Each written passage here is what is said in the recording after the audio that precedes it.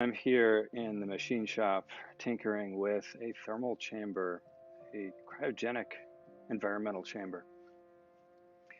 I'm going to be exploring the features of this particular machine so I can learn them a little bit better. And I've been running a test to see if the humidity would stay dry based on this airflow, sort of trickle airflow that I installed to the machine so it doesn't condense and frost up like a freezer. I'm going to get the word out to some friends that I'm online. What is my bit.ly? What the heck is my bit.ly? Twitter? I think I made a tweet about it.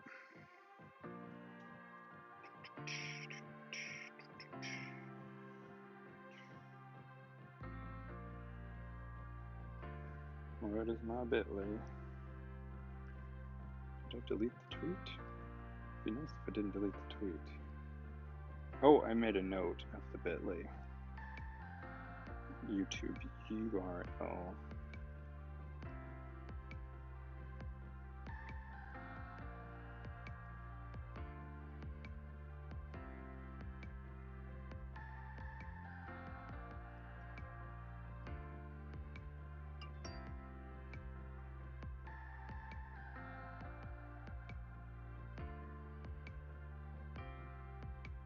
Hey, welcome to the stream. I'm tinkering here in the thermal chamber lab in the machine shop. We're going to be learning, going to be trying to figure out this thermal chamber, this cute little test equity 115A. Be exploring some settings, and I've just finished, we're just finishing a test where I'm trying to see if this air trickle is going to keep humidity from forming in here. And you can see here the temperature of the chamber, and here it lights up when it's actually trying to heat, and here it lights up when it's trying to cool. So right now we are at -1 degrees Celsius. This particular chamber can go down as low as -74 Celsius, which is, what is -74 Celsius in Fahrenheit? The answer is -101.2 degrees Fahrenheit. Yeah, -100 Fahrenheit, so pretty darn cold. Feel free to say hi in the chat. I have text-to-speech enabled so I can hear you even when I'm tinkering. Right now I'm waiting for this to get up to room temperature, which in Celsius is 22 degrees. 22 degrees. So we're at 3 now. It's cranking up pretty fast. I've got it set to increase 5 degrees every minute, which is a little fast for actually if I was actually testing an electronics bit in there, but it's perfectly fine for just testing the chamber itself. It can actually do much faster. So we're gonna,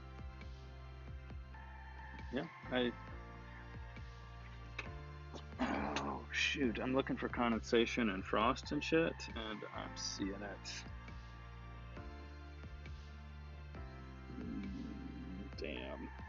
Damn. This dry air was supposed to be the panacea for that. I don't know if you can see the frosty, see those little trickle lines on the window? Does this help? No, not at all. You can see those little trickle lines on the window.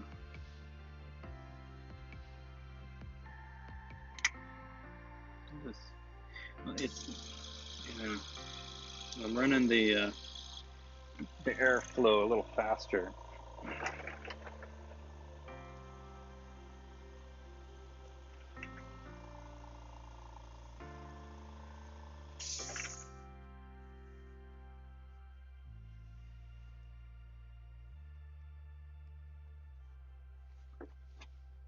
Damn.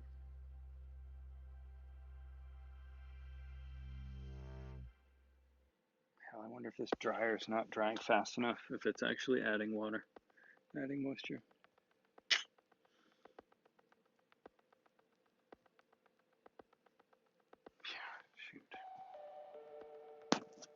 so you know what? I'm going to hold it here at 13C,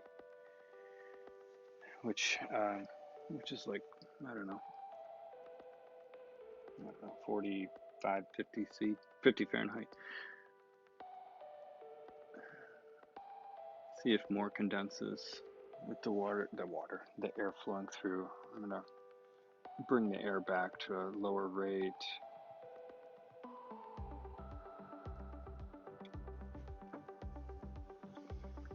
So we're looking at the frost in here. So you can see both the temperature. And here you can see these little vertical lines are frost on the inside window, or condensation, which is what I was hoping not to see. I'm already seeing, yeah, condensation in the corners of the chamber. Darn, this did not work. Did not work. Well, that's good data. That means it's not working. I installed an air dryer in the airline to dry the air. I'm trying to get you a sign in there. So I don't think that worked. The air is probably just passing through it too quickly to actually be dried, because it's just a big column of desiccant. I may need to just stick to the old-fashioned box of desiccant in there, which is what I've been using in the past. It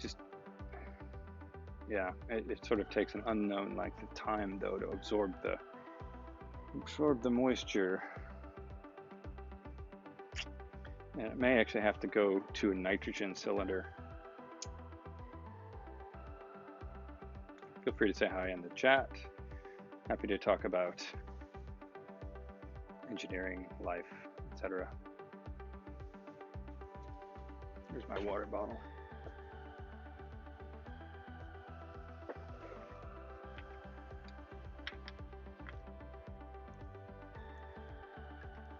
Hey everybody. Just hanging out here in the machine shop. What are you all up to this evening? I'm kind of babysitting this machine, this thermal chamber, which is currently at 15 degrees Celsius. We had it at -70 about 20 minutes ago. And I'm testing to see if frost forms or condensation forms on the inside, and it did. Okay, so what do we do next now that we've got frost forming? I guess I rerun the test with a box of desiccant, which is what I've used in the past. Since we have frost in there right now, it's kind of dissipating. But if I open the chamber, it sure as heck will condense from the humid air out here, because we're in San Francisco in the Mission District, where it's always foggy and humid.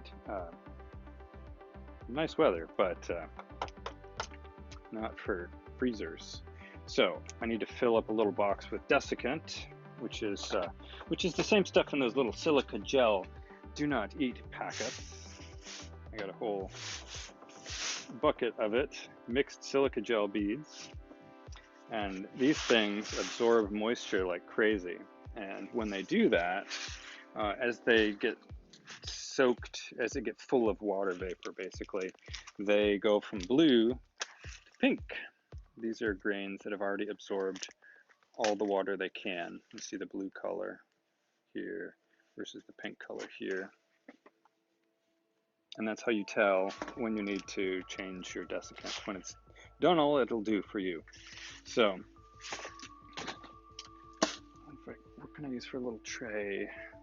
I want something that has the beads spread out fairly wide so that the air can blow on a lot of them, because there's a fan in here that circulates the air very quickly and frequently. You can see the whole chamber back there. There we go. So this, there we go, a little lower. Okay, so you can actually see, here's the door. It's all in my banner. Come on. Okay, yeah, here's the door. This is the actual, it's the outer door. The actual chamber is like this by like this here. So it's like 2 feet by 1 foot. And there's a fan that blows air around very, rapidly through the cooling coils and heating element in there. And that will blow on the box of desiccant or what, tray or whatever of desiccant I've got in there. But it's just going to blow on the surface basically. So I'd like to make some kind of tray that's flat and exposes a bunch of them. Feel free to ask any questions, say hi, make a comment. I think I'm connected to Facebook properly Jessica tonight. Mathis, hi Dan. Hey Skipper. Oh no, not Skipper. Hey Jess. How you doing? Welcome to cryo chamber time. An old familiar tradition back all the way from level 1 when I would sit all night Saturday nights with the White Star equipment in a dry ice box. How are you doing, Jess? Get you a little closer there. Jessica Mathis, less than 3, how passionate you are. Less than 3, I am passionate. Thank you. So I got this chamber at 14 degrees Celsius, as we can see here, and there's a little bit of condensation on the window. You can kind of see it looks like a little winter Jessica scene. Mathis, ha ha ha. You can see the little condensation around the edge, and that's what I'm looking for. That's what this test is about. It's just, can I get that chamber dry in there somehow so that when I do cool it down, it doesn't condense, the frost doesn't form. Because if frost forms on your circuit board that you're testing, well, short out. So being hot and cool and humid here, it's a bit of a challenge. Most of the thermal chamber situations I was in were not in basically next to the ocean conditions, so it's a bit of a challenge. So we're going to try a box of desiccant. What can I use for a little box? I'll be right back. What are you up to tonight, Jess? Boxes. Where are boxes? That box is too small.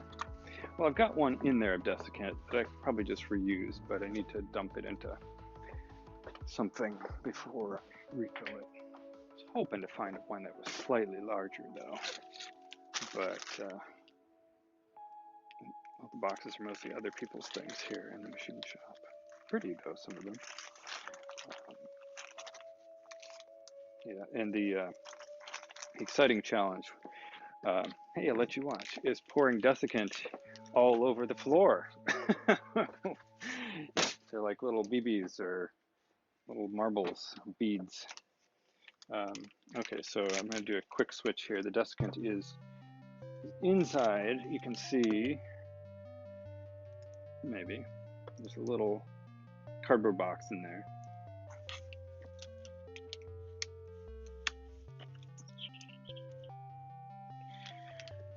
Okay. All right. Just digging.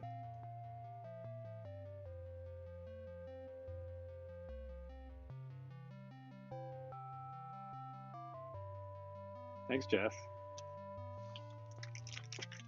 You too. All right. Can I get you a peek in here as I do a quick switch? Maybe.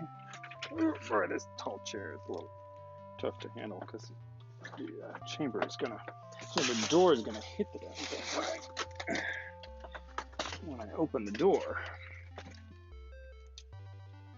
Okay, let's see if we can give you a peek inside the chamber without causing death and destruction over here to me or the chamber. Okay, so you see, I'll take my Nest Cam off. That was for when I'm at home watching my experiments. I'll get a little peek in here. I'm going to grab a little tray of desiccant and close the door quickly again. Oh, my AirPods are dying. We'll take care of that in a minute.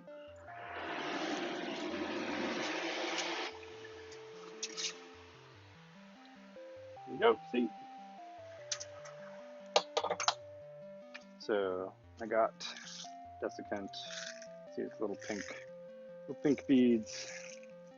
So we're gonna swap those out for little blue beads. Oh, sorry for seasickness there.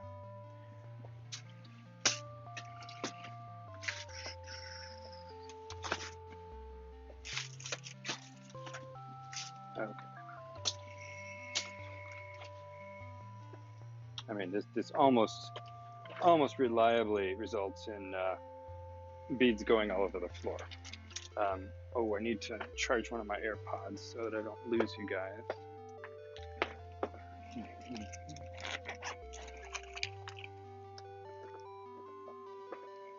I'll take the left one out first.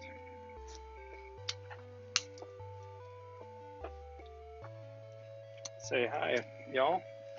What are y'all up to tonight? I'm just kind of tinkering down here.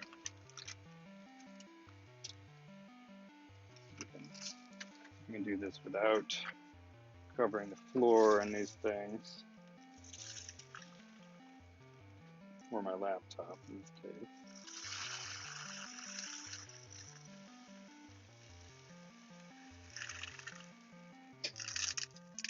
Holy crap! God damn. I was gonna say, first time I ever did it without a bead spill, but there's one right there. Mostly clear of bead spill. Okay, so we'll seal this little baggie off as silica gel that has been used up and needs to be dried. You can actually put this in the toaster or the microwave and for a couple hours in the toaster, like a minute in the microwave, and these little pink beads will turn blue again, ready to be used another day. So it's super good value. So now we'll try and pour the blue beads into the tray without spilling them.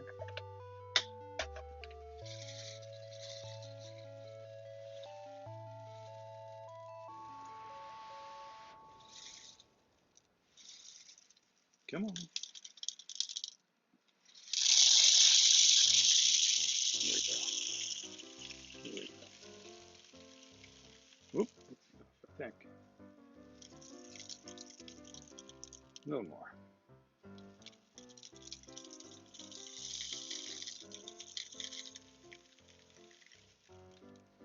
Nice and full. There we go.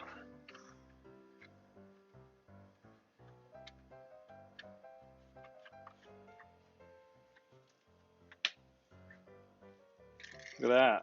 Beautiful cobalt blue. Love this color. It is very toxic. As the blend tech guy says, don't breathe this.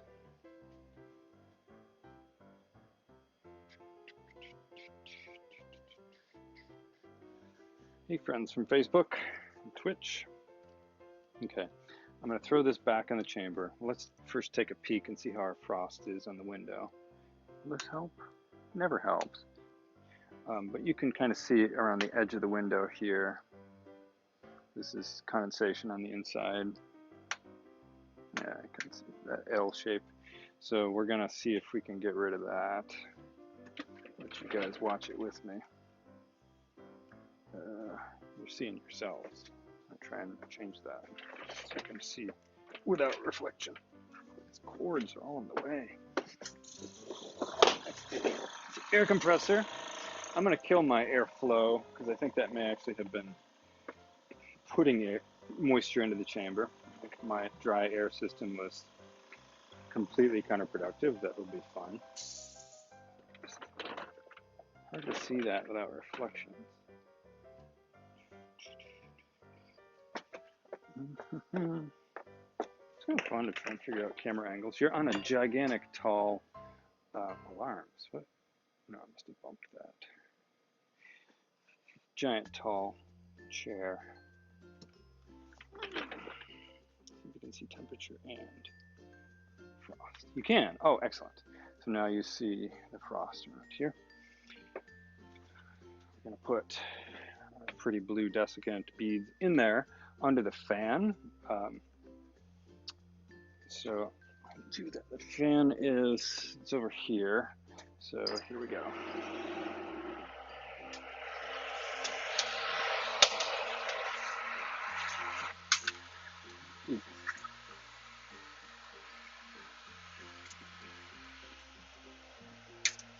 Knocking desiccant beads everywhere. Yeah. What's going on here? Yeah. Feel free to say hi in comments, chat there, guys. Hope you're having a lovely night.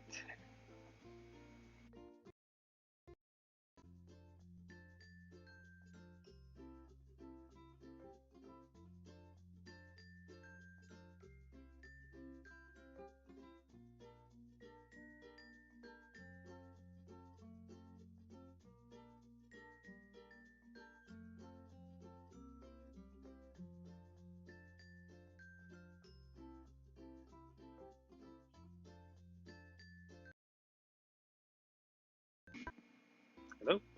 There we go. Pretty music, huh? This is all from Kevin MacLeod now. One of the infamous YouTube royalty-free music people. Famous, I should say.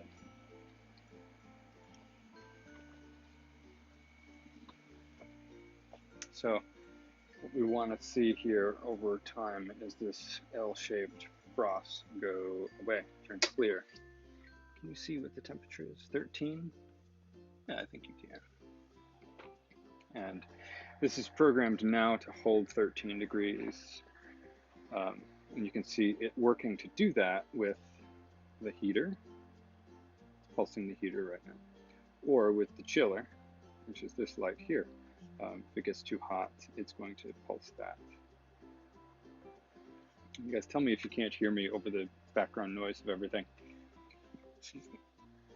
I've also been trying splitting the audio into 2 different channels. So if you've got stereo headphones in, I think you're supposed to get my voice on one side and the music on the other. Music and people's chat text on the other side. Let me see if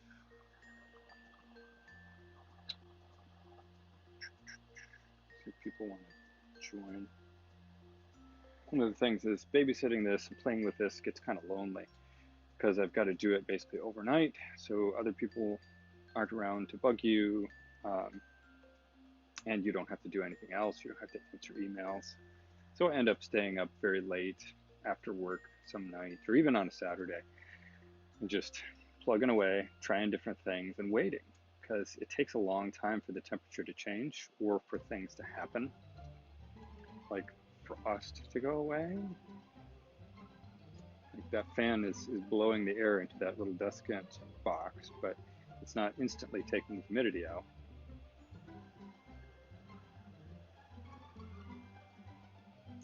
Maybe I should bring it up to room temperature.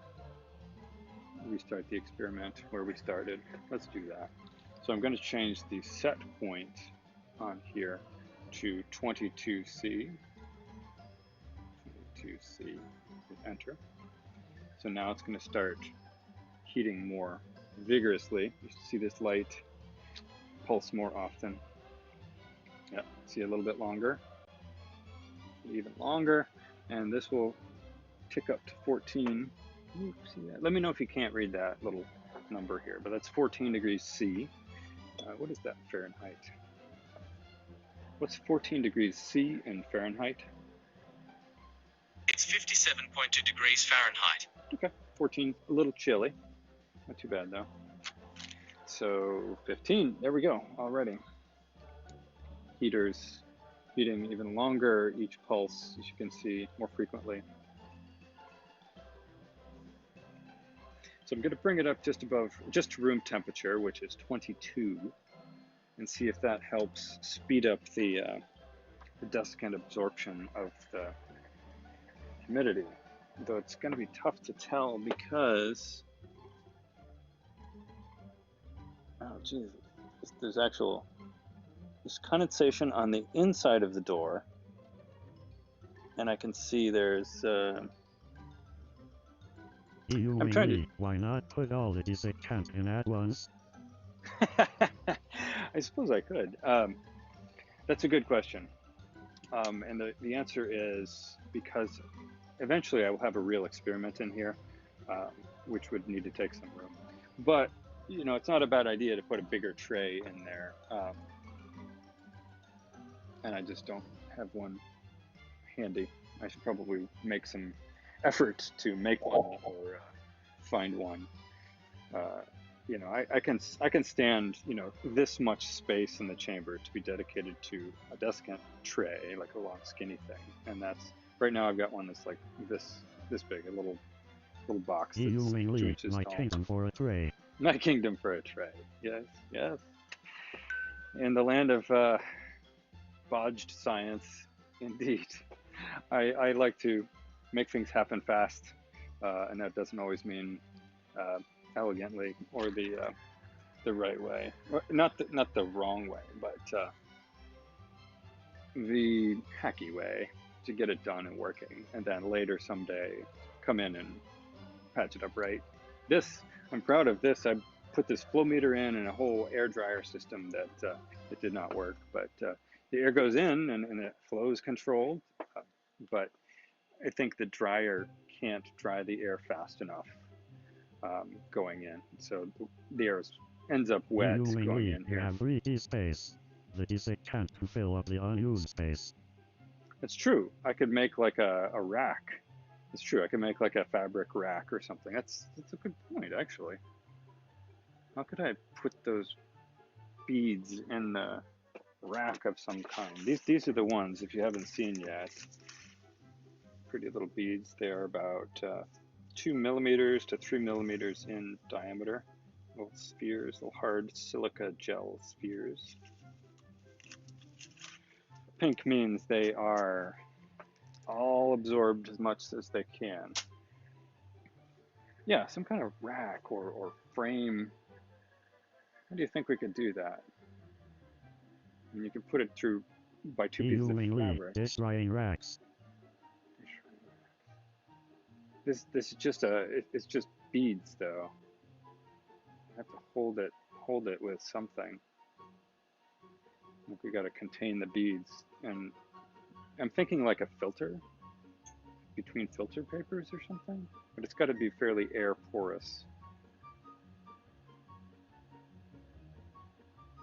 Screens between 2 window screens.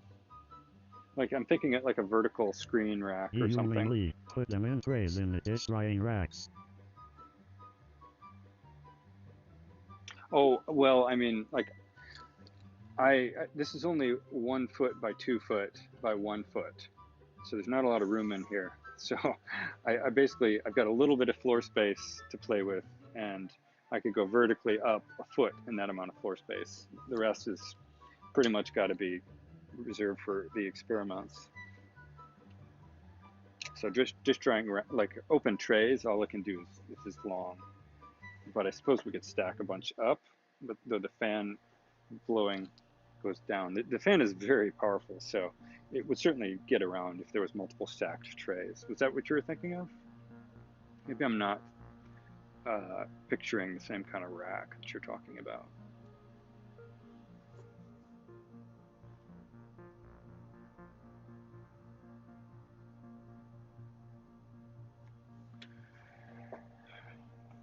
Okay, so we've reached target temperature of 23. How's our condensation? Well, you couldn't see it, but part of this L. RV racks are smaller because RVs have little space. Good idea. I should look on Amazon. This is our condensation that we're waiting to go away. That's our test tonight, is how do we make this go away. So on the edge of this, there was ice that had formed a little bit ago, but now that's gone. It's still now it's just condensation. And the reason why that's still condensed there is because while it's 22 degrees in here, which is like 70 Fahrenheit, the walls and the glass are still probably below 0 because it's all stainless steel, so there's a bit of thermal mass. The glass has clearly risen above 0C because the actual frost has converted to liquid condensation.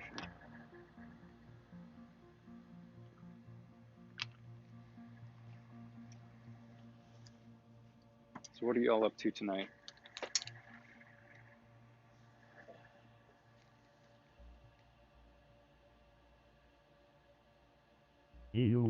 Also, you could pack the desiccant in socks or pantyhose and just smush them into empty space. pantyhose. Holy crap. That sounds perfect. I could smush pantyhose with like window screens so that it's a long pancake with lots of exposed sides. I like this. It's definitely ghetto hacker style. Those are cheap too. Window screens. I'm pretty lazy. Is there anything more readily available than window screens? But heck, yeah, you're right. I could just hang them. I could even just like staple through them a couple places to sort of flatten them to make them wider than they are round. Cylindrical, I mean. There's our little condensation. It you can't tell, but it looks like it's getting a little less thick. A little bit. Oh shoot! But now we're actually seeing. I don't know if you can see that. Yes, you can.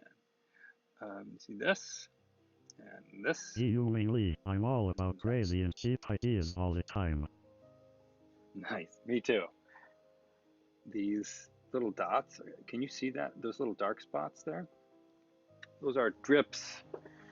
Drips. Absolute unacceptable drips. That is, you cannot have drips in in test chambers. That is the worst. So those take a fuck ton of time to evaporate. So I'm actually going to go and cheat a hair.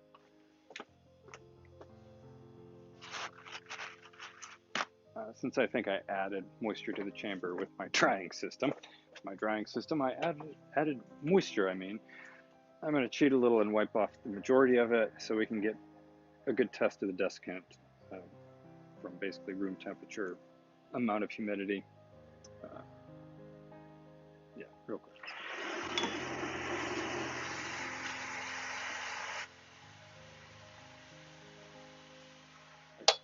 See how that goes.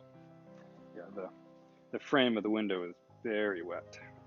I left the little L of, there's still drops in there. I missed.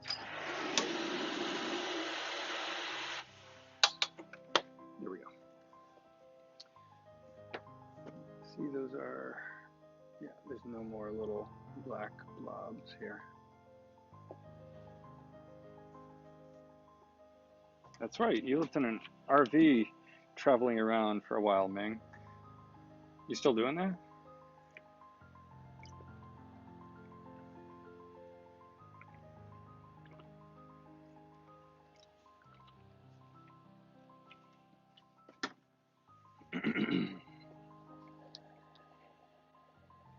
See if we all watching here.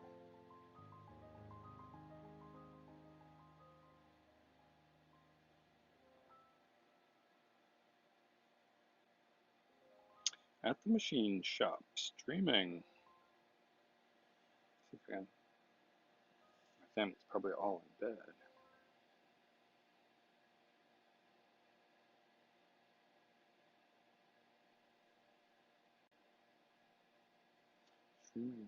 You mainly, not anymore. But it was fun to figure out solutions every day. Nice. I will be right back. I'm out of my personal moisture supply.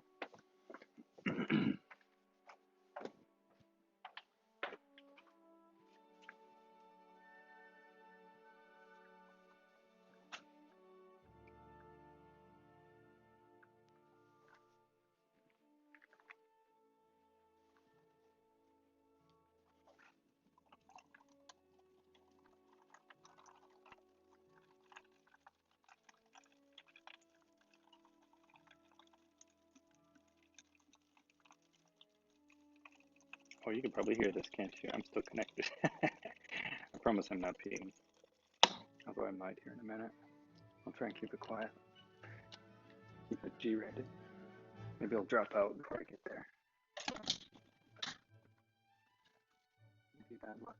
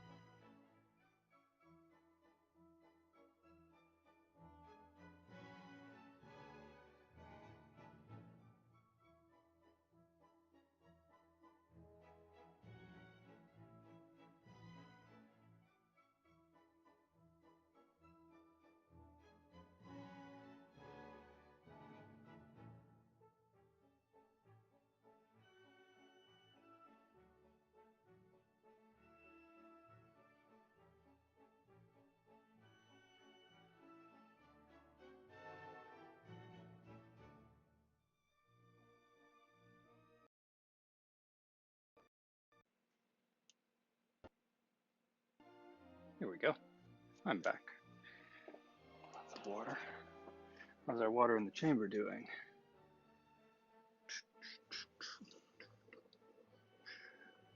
So we got some there. The L shape is receding. Still got some big drops. When the surface condensation goes away, I'll wait. Why would it? Oh, it's evaporating. Boy, my brain is. It's been a long time since I did detailed thermal chamber work. So heating it much hotter will evaporate the moisture. What are my old tricks? Well, I mean, the desiccant is in there, so that should be taking care of some of it. All right, I'm gonna get the big clumps because that's not what we need the desiccant for.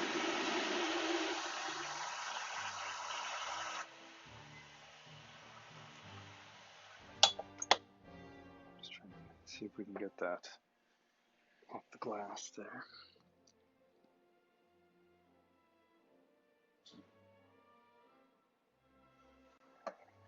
Should we raise the temperature up? I'm forgetting all the cool protocols. Like, should we heat it up a lot? Warm the chamber walls? Probably should before we introduce another shot of room air into there. In fact, oh shit, we're playing classical music. That means we're gonna be banned by fucking Facebook. Oh, VLC, what are you doing to me? No, no, no. There we go. Okay. I will be muted in the Facebook recording now because all classical music is claimed as copyrighted by one RIAA or another, despite the fact that I have free versions, rights-free versions. Okay, so yeah, all right, I'm gonna warm it up above room temperature, burn off the moisture, actually warm up all the internal components, cycle it with room air. That I don't have a hygrometer, a humidity meter. I really should for this damn work.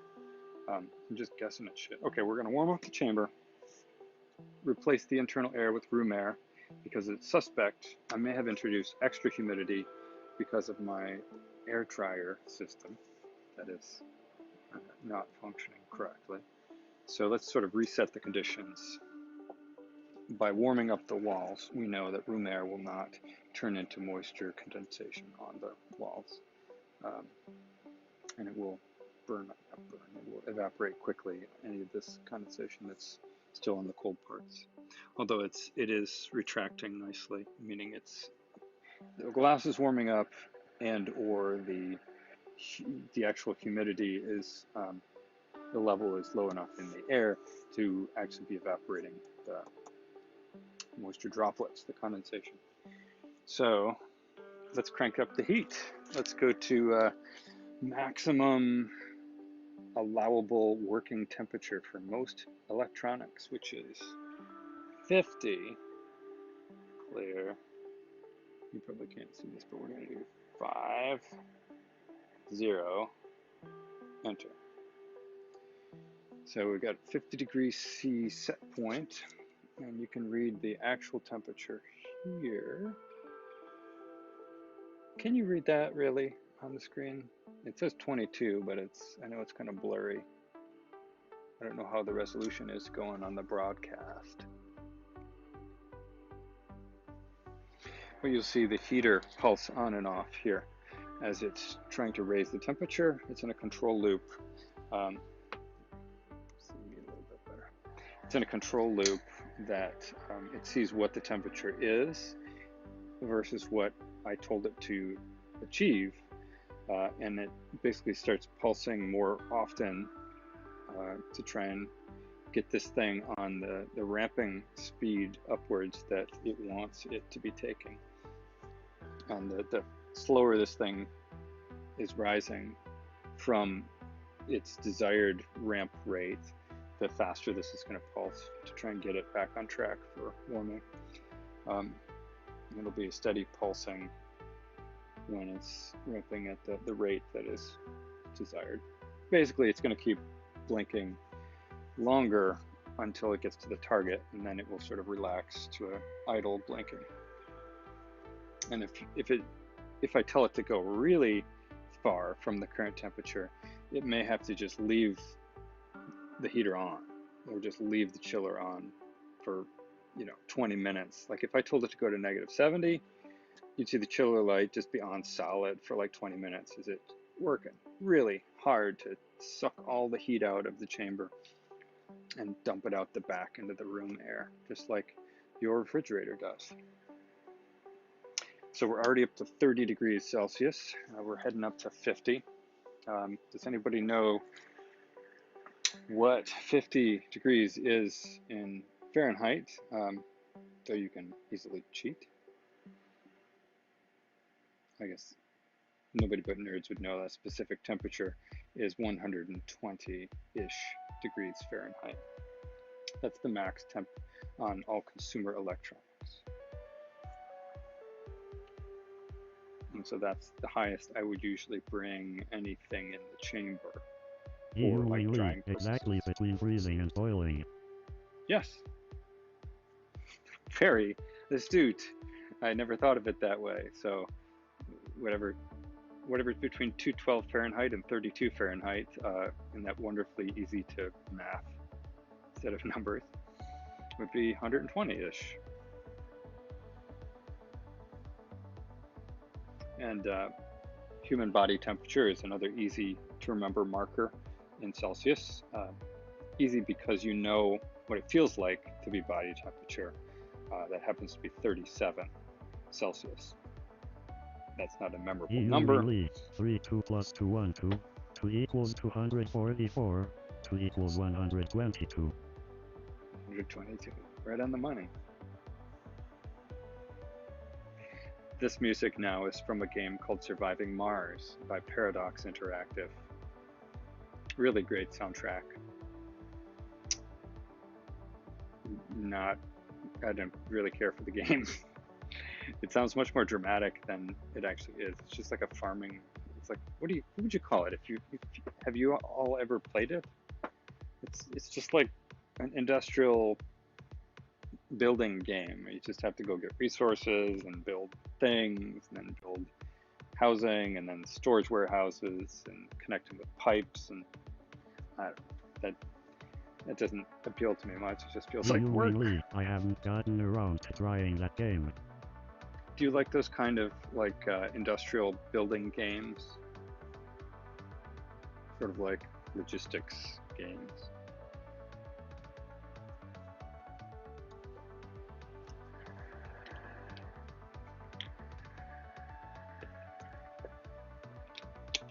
See if you can get a little closer look at the temperature. There you go, a little bit better. I used to, but then it feels too much like a job. Right? Exactly. I thought it was going to be more colony survival centric, like, I don't know, sandstorms, surviving in domes, recycling your poop. Which, I mean, that's sort of work. Actually, living on Mars would be a job 24/7, but I don't know. Slightly different way of presenting it would have appealed to me. So our heater is cranking more on than off times, you can see now. And our temperature is 48. Well, it looks like 40. So we are rapidly approaching our target of 50 Celsius. Oh, and how's our little condensation scene here? Dry as a bone. Yeah, hot air, as you know, will dry things out. And do you know the reason why hot air dries things out? I mean, I guess everyone else is happy to watch along and lurk, but Anyone feel free to say hi. Lee, it's easier to make a game system like that where you manage systems than one where you are a colonist living in the system. Oh, interesting. Why is that? Why would that be?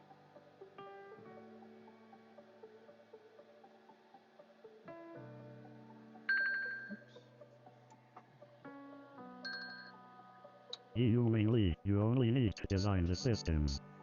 Not all of the experiences and misadventures.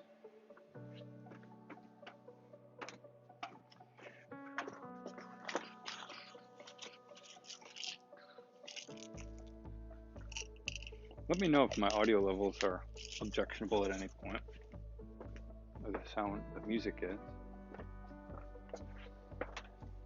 We are lucky that I'm doing this at night because this is a very active, very noisy machine shop in the day. Lee, if you're a colonist, you still have to make content which are stories and dialogue and art. Right. Right. Oh, look at this. We have overshot. That is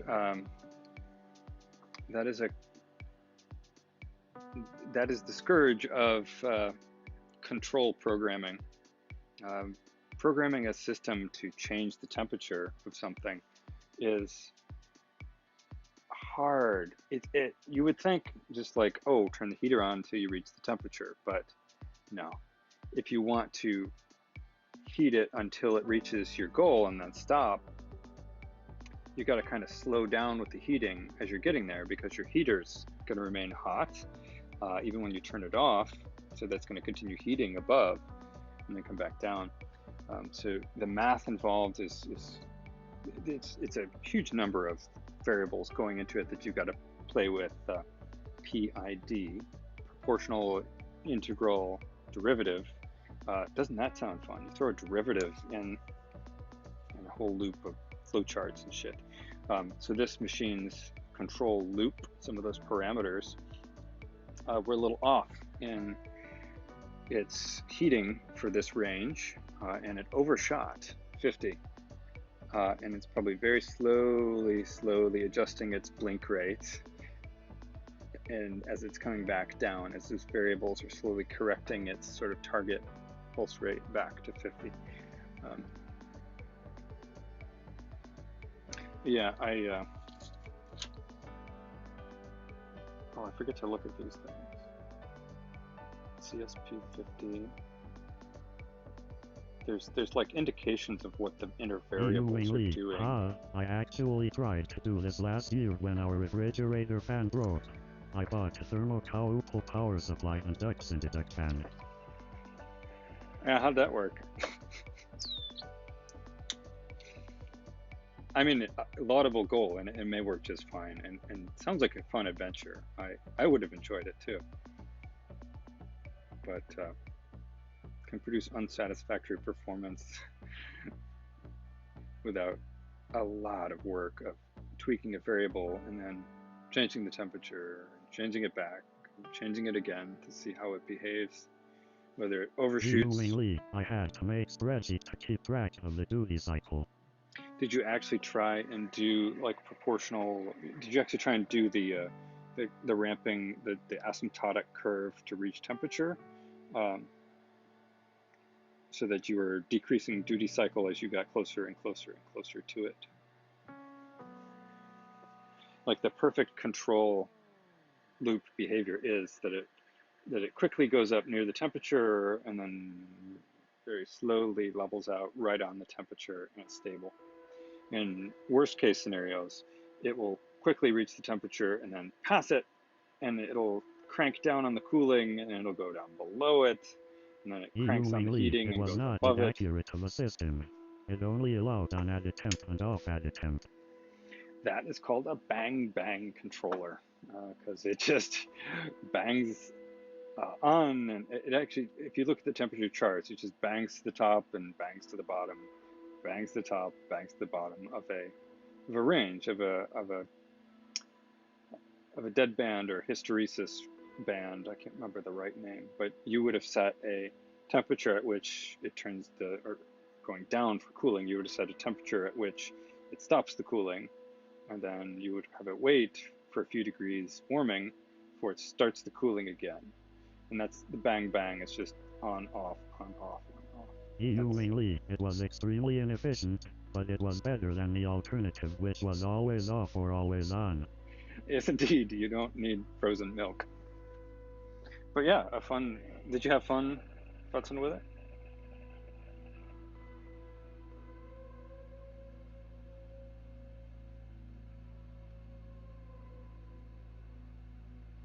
Is our little condensation doing? Yeah, this one, this is showing evidence of actual failed tuning. I learned that I couldn't save that much money, though.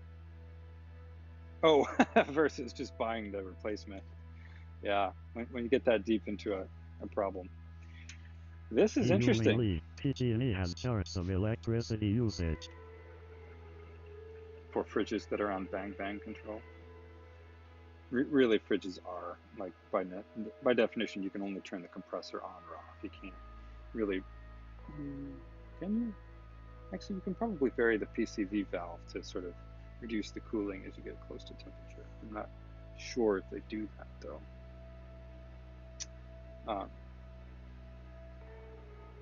Look at this. It is consistently stayed at 51, though our set point is 50. The whole house.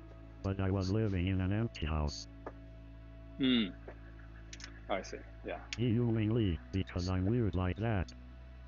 I would end up doing that. Furniture is not high on my priority list. You see, we've got 51 here. That is an indication that the control algorithm has failed to recover from that problem in a reasonable amount of time. Like, it knows that it's too high. Like, its set point is 50, but it knows the process value, the actual value, is 51, and it's fine with it. Like, it has stopped trying, or the part of it that is supposed to, over time, gradually clamp it closer and closer to the target is not set to be strong enough. That's the derivative, or is it the integral? It's the integral part. I won't go into PID control for you because it hurts my head at the times that I even understand it best. It's fascinating and super hard to wrap your head around. Okay, so we're 50. Let's check our condensation.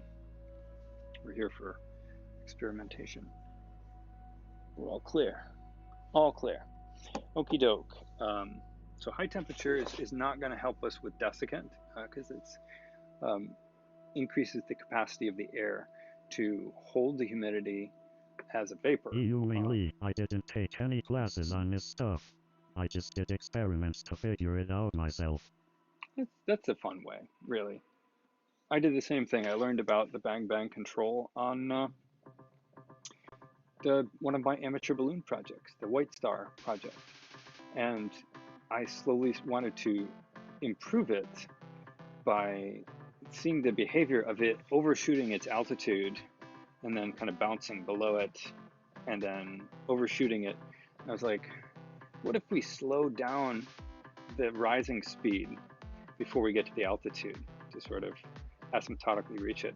And I didn't know that I was actually going down the road of developing the PID control system.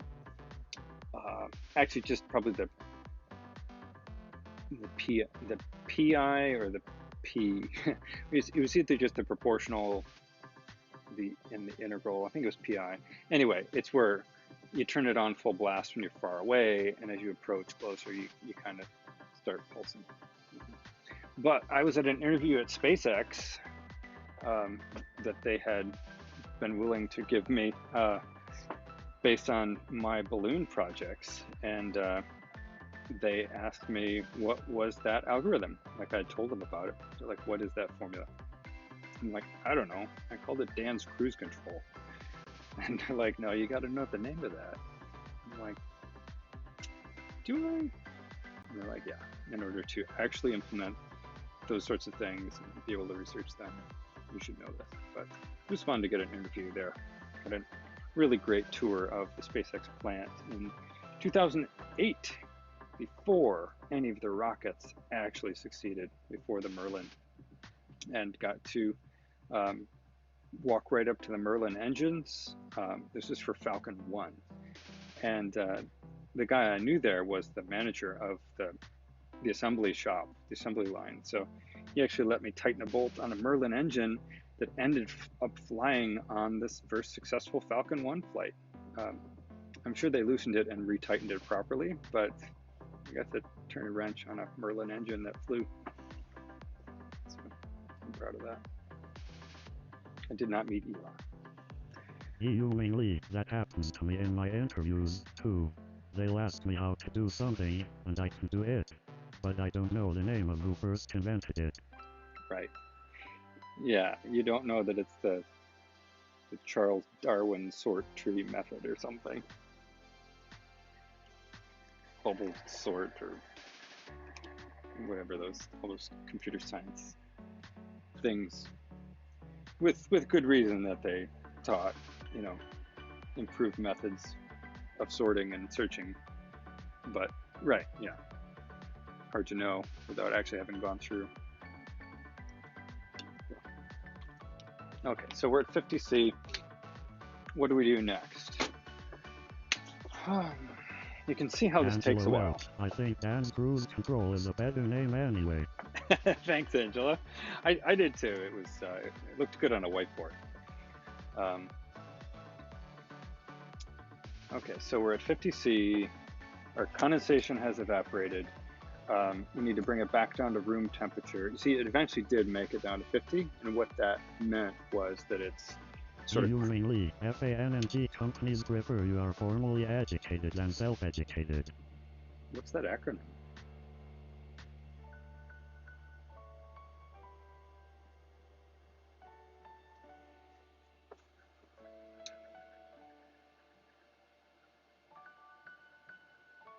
I'm gonna give it a little, let it dump its hot, humid, oh damn, that is hot and humid. I'm gonna let it dump out for a minute here. Wow, very humid. Lee, FANG equals Facebook, Apple, Amazon, Netflix, Google. Ah, yes, the good old FANG series.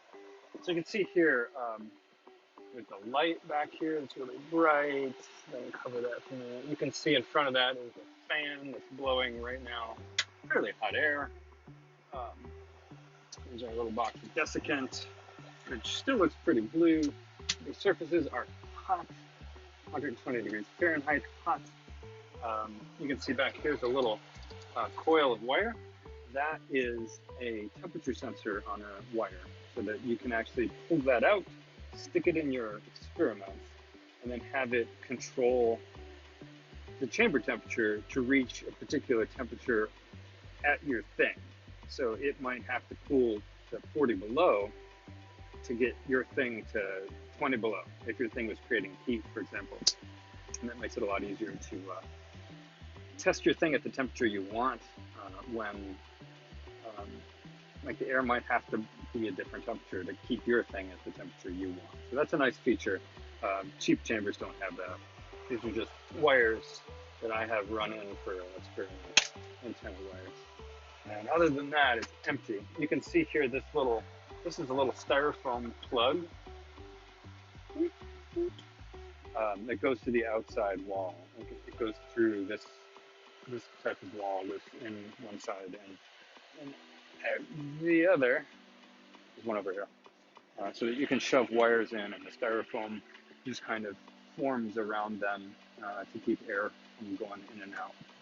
Or you could run anything in and out of there that you needed to. Like on the Project Loon project, I used to have to run tubes, all kinds of little tubes and hoses through there, because I was doing like helium sensor calibrations. Did you hear that? That was our chiller turning on, getting ready to chill. We're just gonna chill here tonight and look at this. chiller on. Whereas before we had only seen the heat, and that was because I had started the stream when the chamber was already 70 degrees below zero. You can run the pantyhose full of these cans through those holes. Yes, for people who weren't here earlier, that will be a very mysterious statement. Now, the desiccant beads that you saw, we were discussing how to make those cover a larger surface area so that the air blowing through the chamber could touch more of those beads that absorb the humidity. Touch more of them as it went around, instead of just in a little box, size of a matchbox, where they're deep, but the air only touches the surface. You could spread that out larger. It would absorb all the humidity faster. And that's what our current test is going to be. We're coming to room temperature now again, and when we get to room temperature, we'll do another cycle of air. Actually, no, we won't. We already did a nice cycle of air a minute ago, and because the walls were hot, that means no moisture was stuck on the walls, and the air was hot, which was very, very humid and hot. Like, that felt like Florida jungle humid. So that was really good for me to let that out and have it cycle. And hopefully now when we get back to room temperature, which is 22 Celsius, 22 Celsius is about 70 Fahrenheit. When we get back to room temperature, what will we do? I haven't run these chamber tests and chamber proving runs in years, like 5 years. So I love them. All of my like intuitions and, my go-to tricks are just, like Ming, like you were saying, like, how to do it. You can, say what it is, what the procedure is, where it came from, or how to look it up. But it's sort of intuitive when you really get into this of like, how do I test if I'm going to get condensation in my chamber? Well, you need to make it cold, and cold things will have moisture condense on them, like windows in the wintertime, or your glasses with a fucking COVID mask on when you're outdoors in the cool weather. But where should we start? Like, my problem here is that in the Mission District of San Francisco, it's moderately humid. Let me see if I can find the San Francisco humidity. I don't think Apple will give me that. Don't think it will. What's the humidity?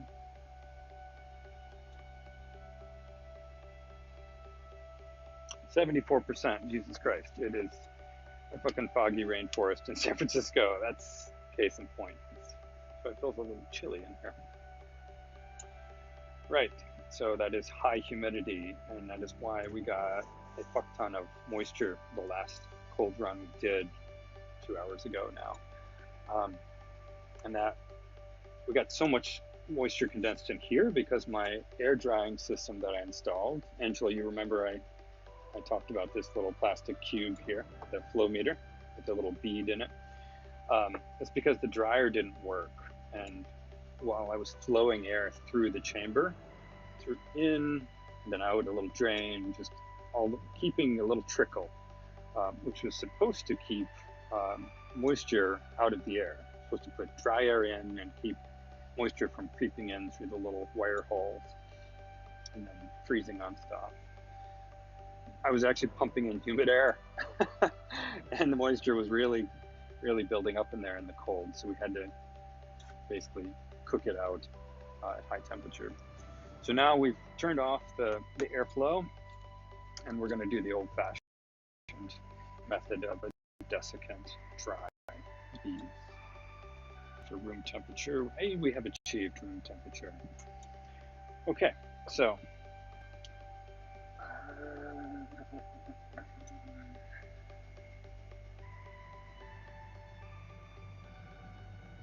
yeah, I think we just go cold from here.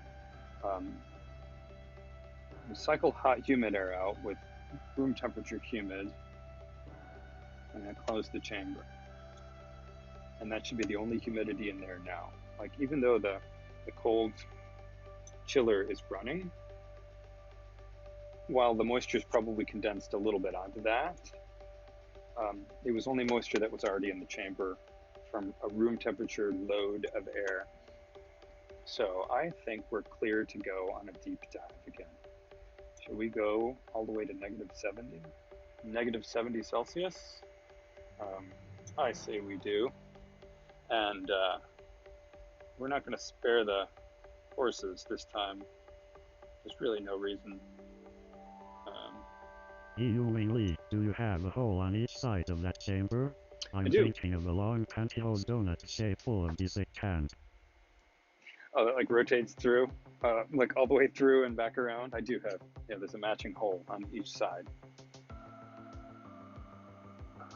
How do I change the, oh, this isn't good. This looks broken. Oh, wrong screen, okay. So we're gonna change the speed at which it will cool down, and that is called a ramp rate. Ramp rate. And I can specify this. I think I'll give you a peek right up there. Is that going to be legible? On camera. You make it. Oops. Can I aim it? No, it's not going to be great. Lee, I'm just amused to think of a giant pantyhose donut full of these cans that has a purpose for science. Well, I'm sure OSHA would definitely require me to put a big "Do Not Eat" sign on it. Oh, that would be great, like a lei, like a Hawaiian lei garland of pantyhose full of blue beads. Okay, so we're currently, our ramp rate is set at 5 degrees Celsius change per minute, and that is the rate that it will try and maintain cooling. So it will pulse the cooling chiller to try and keep it on a target slope of 5 degrees C per minute. And like we could calculate it out. Like we start at 20. Lee, they in already 1 minute, come in we should hit tubes. 15. You just need to sew a few pantyhose legs together into a donut. Exactly. This would not be hard. It's like one of those humidifier wheels, where it's just like this fibrous coating on a giant drum that rotates down into water, and then a fan blows through it. But we're doing the opposite. We're rotating a dry wheel into a wet spot and blowing a fan through it. So 5 degrees per minute. Let's bump it up to 10 degrees per minute. That'll get us down. Okay, we're at 20 C and we need to get to negative 70. So 10 degrees per minute would be how many minutes? 90. That's a delta of 90 degrees. So 90 divided by 10, so it'll be 9 minutes. Cranking. Let's do it. We can change our ramp rate to 90. No, not 90. Jesus, that would probably break things. So this is much higher than I would ever run an experiment. You want to know why, Ming? Why would I not ramp the temperature at like 20 degrees C per minute across a span of 90 degrees?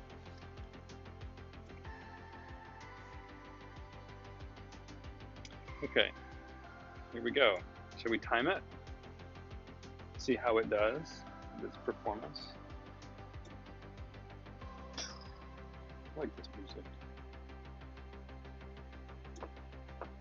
It's like Kerbal Space Program music was great for years, and then I was like, it gets kind of, I dread now that kind of dreamy space music that I used to love, but this is a little more dynamic and exciting.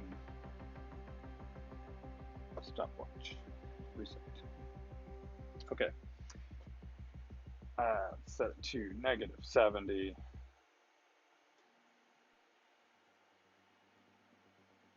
Here we go. Start our stopwatch. Okay. So Right, the reason why I don't want to ramp a circuit board at 20 degrees C cooler every minute is because not all parts on the board will cool at the same rate. And with different items being made of different materials, they're gonna, well, if, even materials that are the same will, if they're not at the same temperature, they will have expanded or contracted different lengths or sizes. And that will put a strain. Like if you got a capacitor that's it's like soldered on at both ends, the circuit board, and your circuit board like shrinks, the capacitor is going to want to collapse, or if it expands, the capacitor is going to just crack in half because the capacitor didn't have time to, or the PCB, they didn't ramp at the same temperature. If it's such a rapid change in their temperature, and you'll get the small bits changing first and shrinking much more than the big bits. So, but we've got nothing in the chamber that really matters. I mean, my antenna cables, You but only leak like a sidewalk that cracks in the summer. Exactly. Yeah, in the sun, where it's expanding probably faster than the surrounding under dirt or something.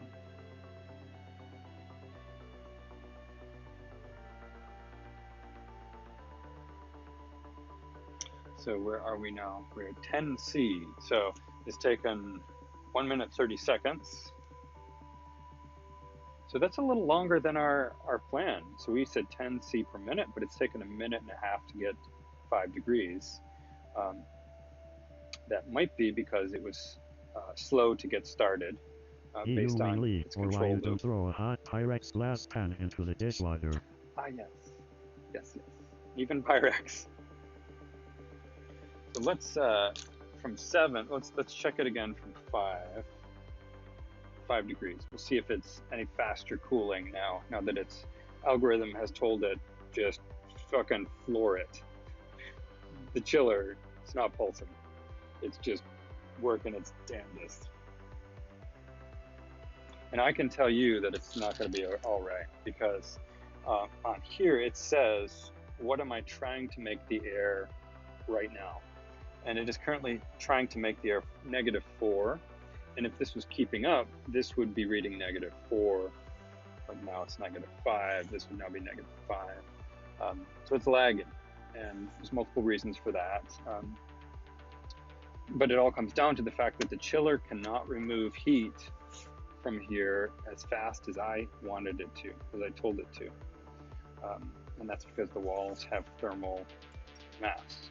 Thermal mass? Thermal inertia? Heat capacity. That's it. So there's a certain amount of heat energy in these stainless steel walls and glass plates. And this temperature of air only has a certain amount of ability to circulate at that temperature to pull a certain amount of heat out of there. And I told it to go faster than it actually can. So it doesn't really matter that it's not going up to speed, because I don't care. I knew that 10 degrees per minute was going to outstrip its cooling capacity. But it's a demo of it's trying its hardest, and this is what its hardest is producing, which is a fine rate, but probably about half of what I said for it to try. Like right now, it is, my command would have it on pace to reach -18 degrees now, and that's coming up on 20 degrees behind the curve, literally the curve. So what we're doing here now is, oh wait, what am I doing? You know what? Damn, wasn't thinking. I'm sorry, we're gonna have to go back up to room temperature. Are we? Yeah, we are. And I forgot. See, this is why thermal testing takes a long time. Right. And the reason why we needed to stay at room temperature longer was because at room temperature we need the desiccant to be exposed to the air long enough for it to pull most of the humidity out of the air. And that has to happen at about room temperature, because once we go below room temperature with the walls and the surfaces and the experiment, the moisture will condense on those colder surfaces. And that means the desiccant will never have a chance to pull it out of the air. It's already lost to the dehumidifying effect of the cold surface has captured it before the desiccant could. So the desiccant really only is, the desiccant is most effective when you are at, I'm just going to say room temperature before you go cold. You need to get, you're only going to get the humidity in the air into the desiccant that's in the air. If there's water on the wall, it's not going to get it because the water on the wall can't touch the desiccant. All you can do at that point is hope the desiccant pulls out enough water of the air to now have the water on the wall start evaporating very slowly and eventually make it to the desiccant, which sucks it up, which makes the air drier and makes more evaporate. And that is a very long process. So it takes long enough just blowing the humid air over the desiccant at room temperature. We don't want to have to fight against trying to evaporate the heat of what is that? The heat of it's not the heat of fusion, is it? No. Heat of what is that phase change called? Oh, it's the boiling. Oh, I can't remember. Physics, chemistry. Anyway, the amount. You need a 3D fractal structure shape of desiccant to maximize surface area. Oh, I like that. Oh wait, what if I just spray a board with contact cement and throw desiccant at it? We'll get one layer maybe. Oh, but it might shrink and fall off in the cold. 3D fractal. You know, I don't know how they make this stuff. It's in little beads, so they clearly formed it somehow. I wonder if you could have a silica gel printer. You could then make that fractal. How do you make silica gel?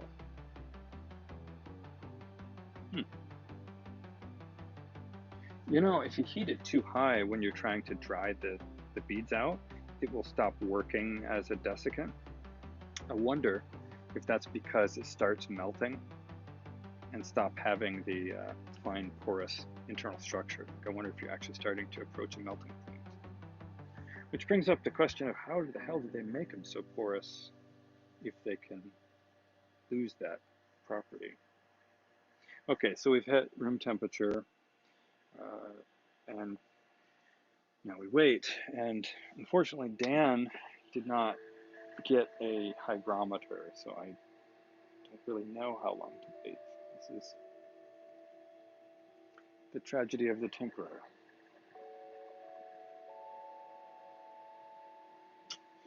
Let's take a look at our beads. Well, we have abused the hell out of them. The spherical shape doesn't seem like it would fully utilize the mass of the volume of desiccant. No, you're right. Yeah, it's going to have to be like slowly. There's going to be a different gradient. Yeah, gradient, I guess, of moisture. Probably the outside's going to be moist, and it's probably very slowly going to diffuse into the drier insides. And the outside's probably going to saturate before it gets into the insides to let more on. So yeah, you're right. A thinner shape would be faster. A thin wire would be better. Thin wires, yes. Like a screen or a fabric or something. Spun silica gel fabric, like fiberglass.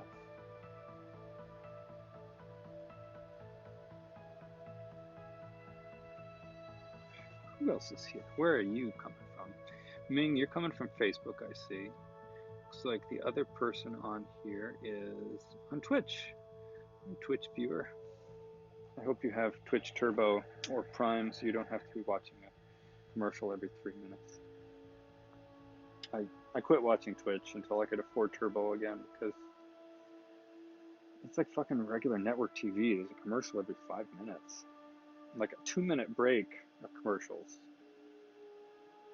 Ewingly, yes, they could make artificial threads and weave it into a fabric. Exactly, like fiberglass.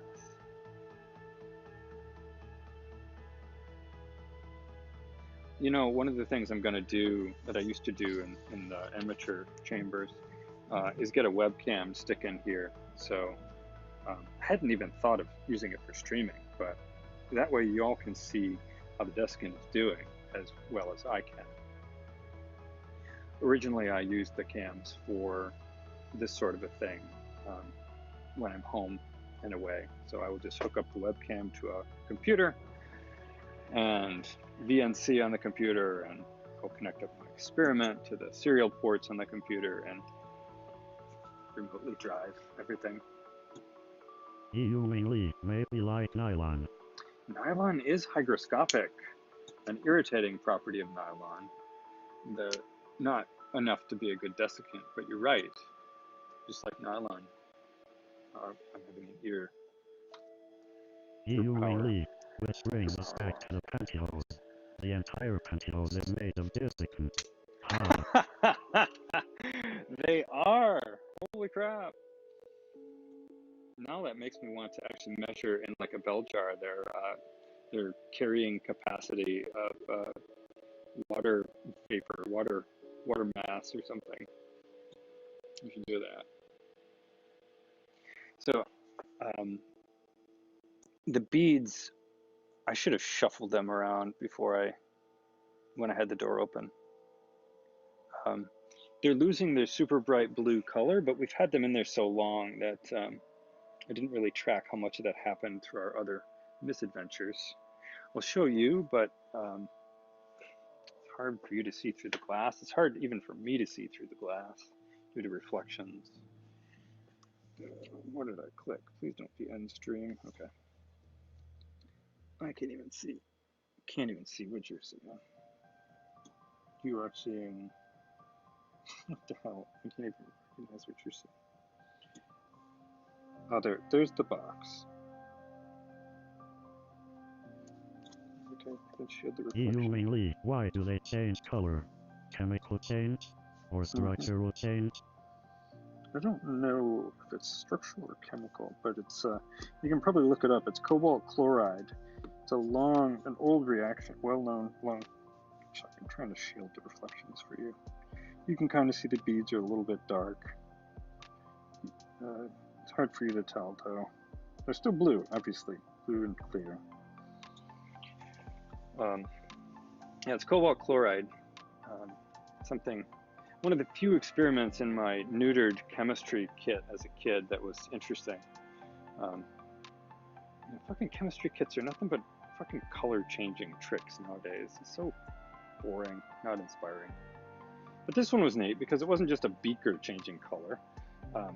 You would soak a handkerchief in cobalt chloride solution, back when handkerchiefs were a thing. You'd let it dry, and the napkin or the handkerchief would be that beautiful, vivid blue. I don't even know how to describe it. I think it's beautiful. And they would say, then wad it up in your hands and blow through your hands for like 20 seconds.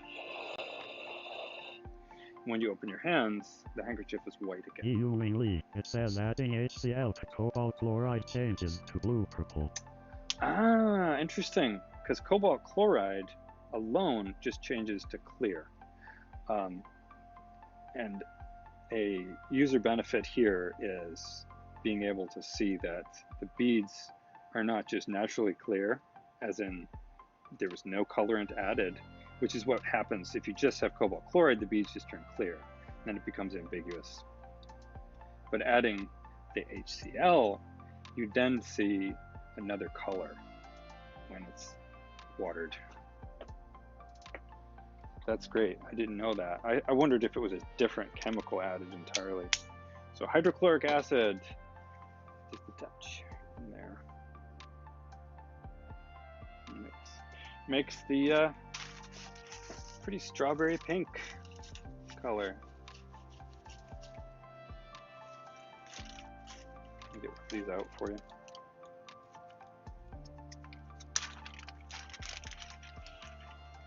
Please don't fill my keyboard.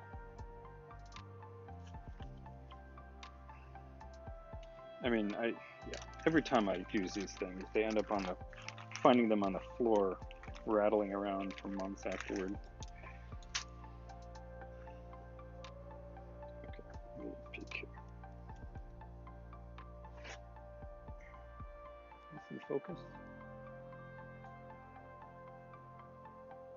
Lee, do you have any soda there? My Wondering hands if are acetic acid or other weak acid would change the color. Oh, that's interesting. I have the dregs, the drips of a Coke. I don't know if that would work. There, you can see the pink much better on this blue shop towel.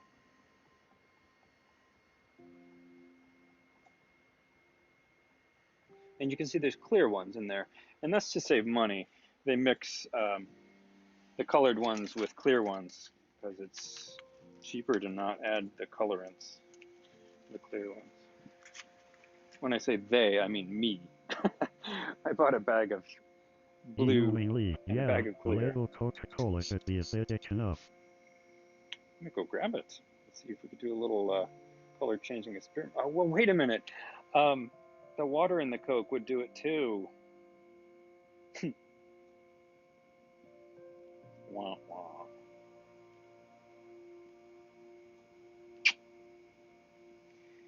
Have to find another way to test that theory.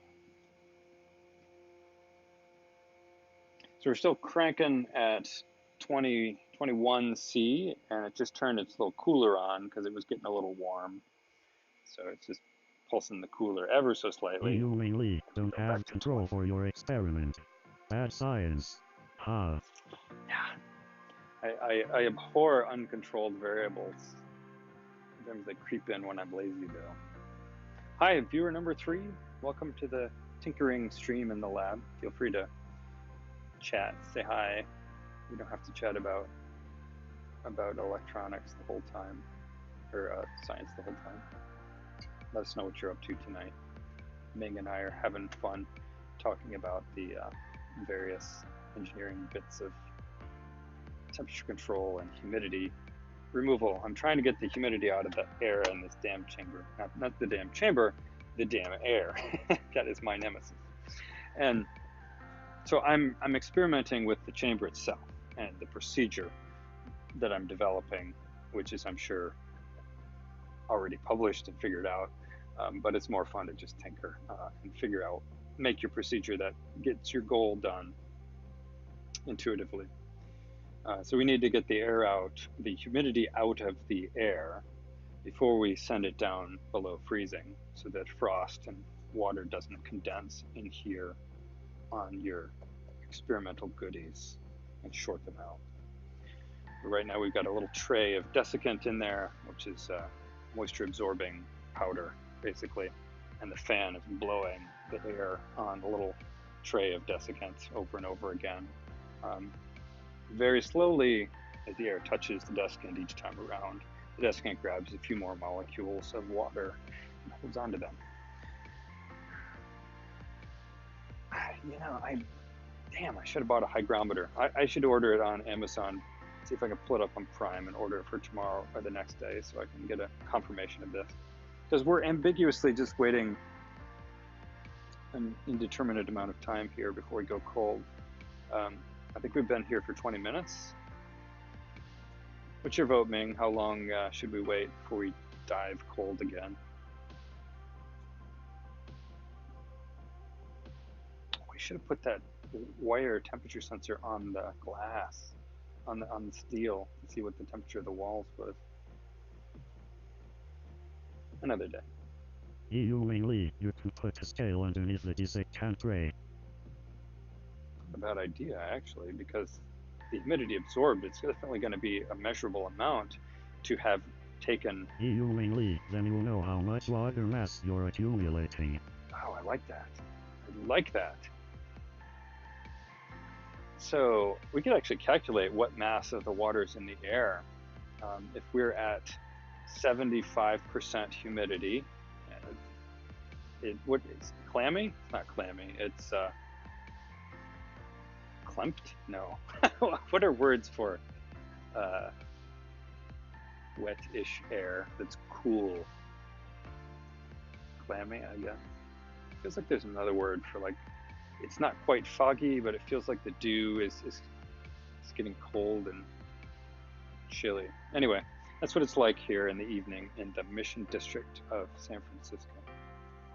So we're fighting 74% humidity in this chamber, which, by the way, isn't 74% of the molecules being water. That would be bubbly water. As they said on Mythbusters, it's not science until you start measuring things and writing it down. God damn it, writing it down.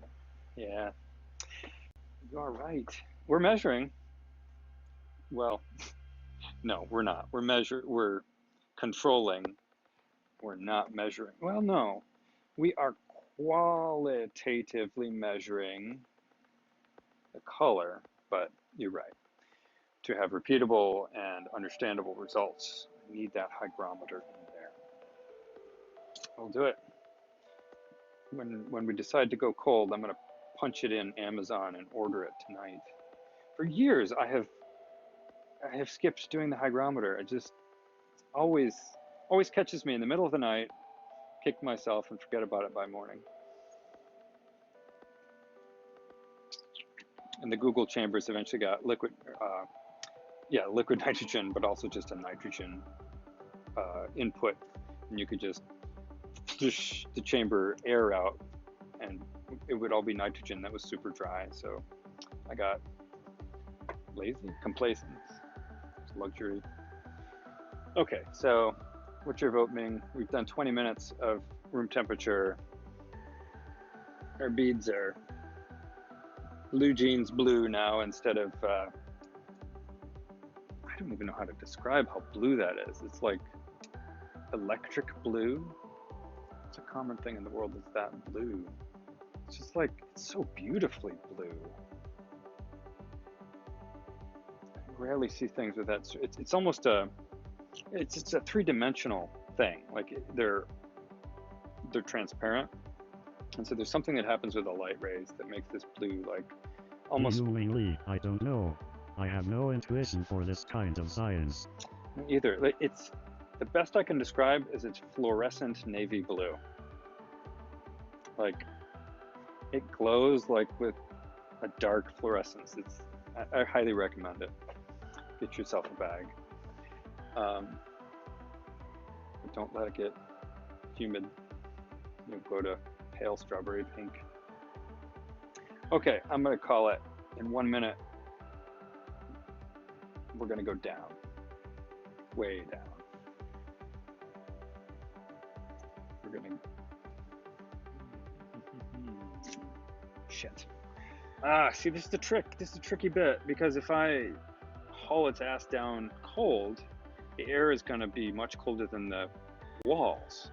And the coldest thing in there, if there's any moisture, the moisture is gonna condense on the coldest part, and that's gonna be the chiller tubes, the fins, and we won't see it.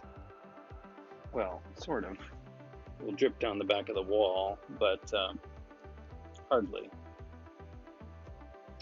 See, there's so many variables. I mean, I love this. This is highly entertaining and amusing to me, but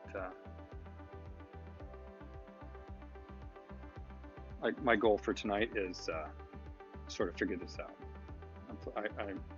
I'm not shy for staying here for another, oh shit, it's almost 9. I gotta ride Bart home.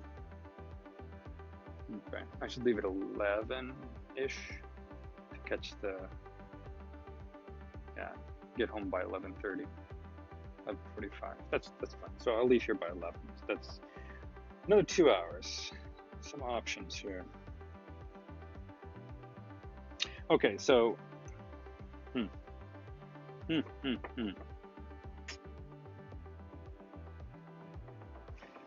All right, well, okay, we can't avoid the chiller tubes taking all the moisture that's left and condensing on the chiller tubes. It's gonna happen because they're gonna be colder than the walls, so we won't see it.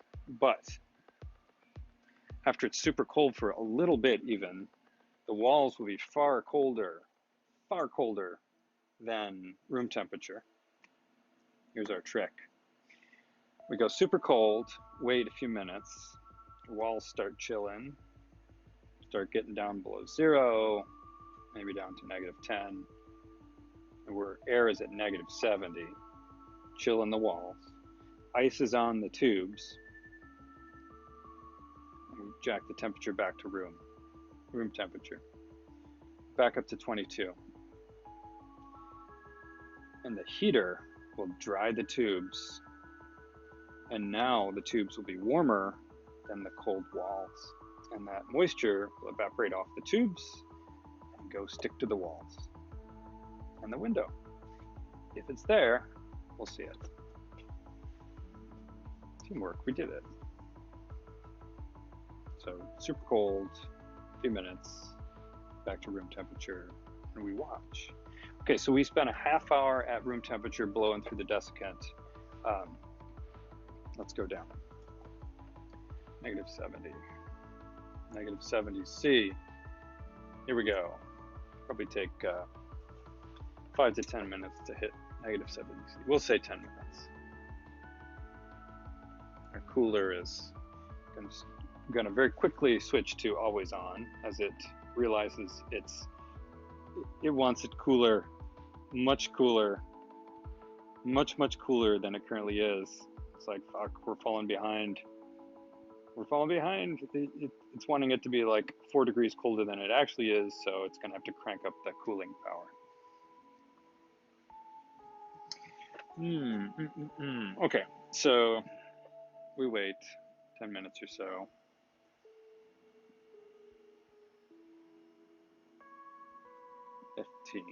15 plus 15 here.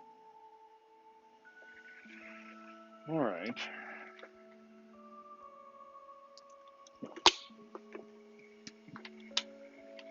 All right, I'm going to prep an experiment. I can't show you it, but I can still talk while I'm doing it. That's actually why you have the chin shot video here, because I can't really show you what I'm doing on the bench. But I'm happy that I've got this little corner of the shop with nothing confidential in it, so I can share the late night with Ming, there, you, and whoever else is lurking. Otherwise, I have to talk to myself like this all night. It's a little boring. And I like educating people and brainstorming, obviously.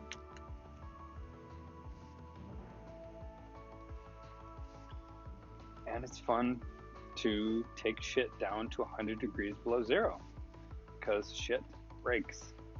100 degree below 0 Fahrenheit temperatures make shit do weird things, like electronics. Ming, are you familiar with glitching? You know, you're basically trying to break into chips by hitting their voltage, their power supply very quickly to give it a make a mistake in its computations.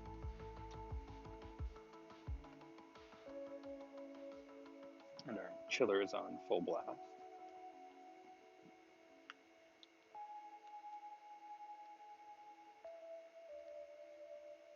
Lee, I'm not familiar with that.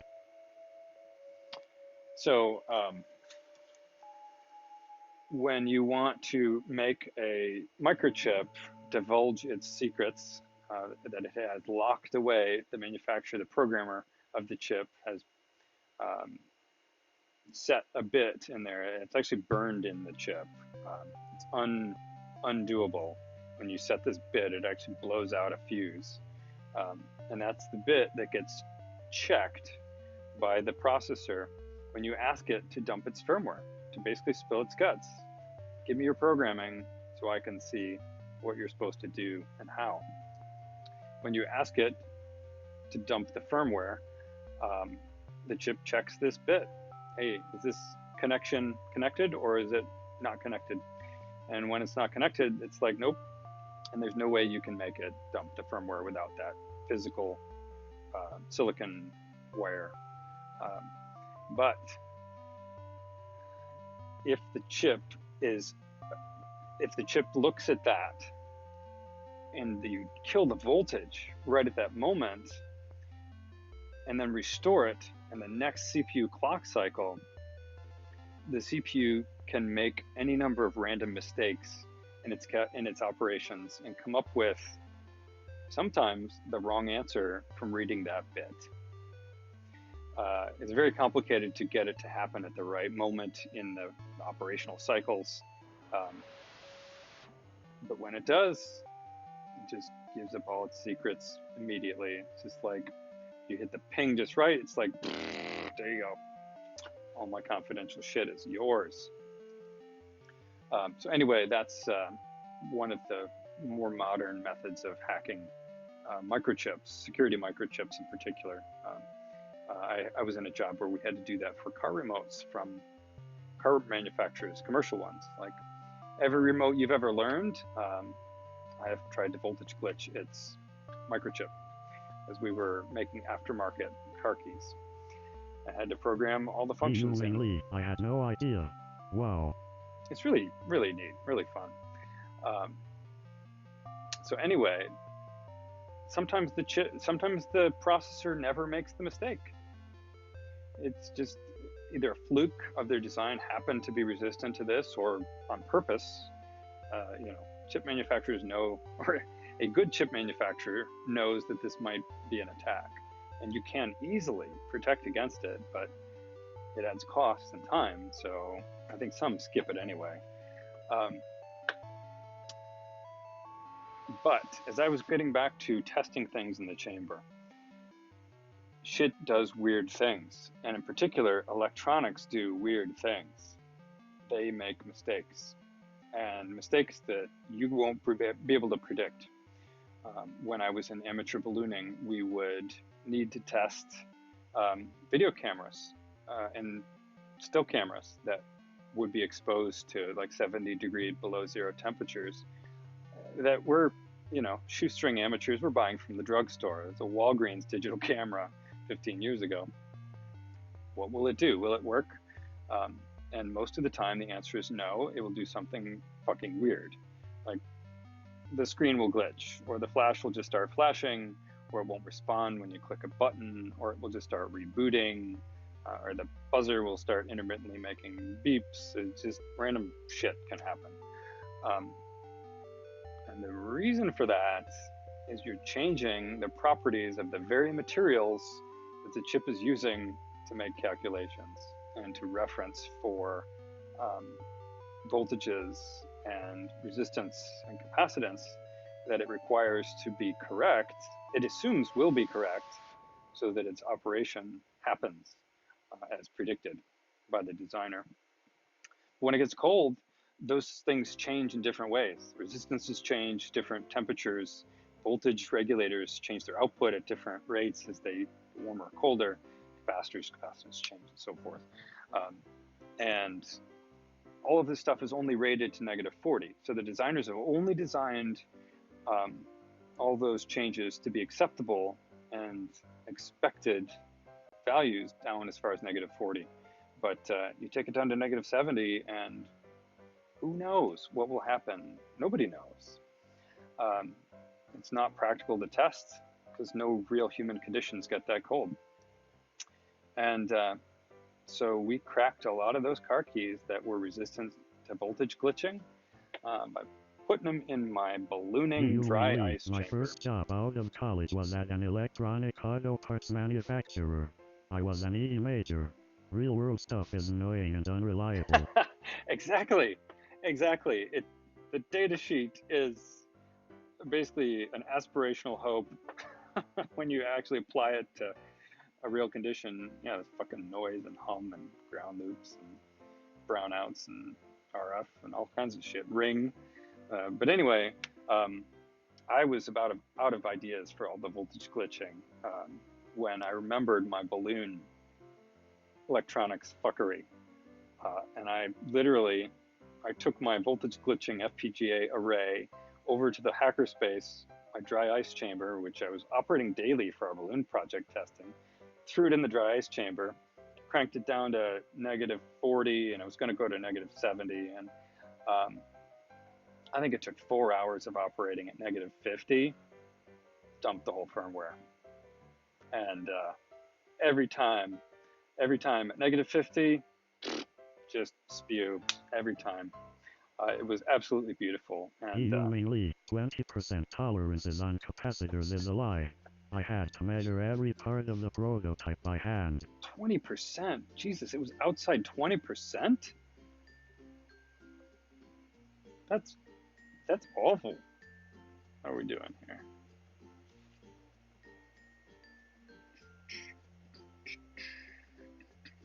Let's crank it.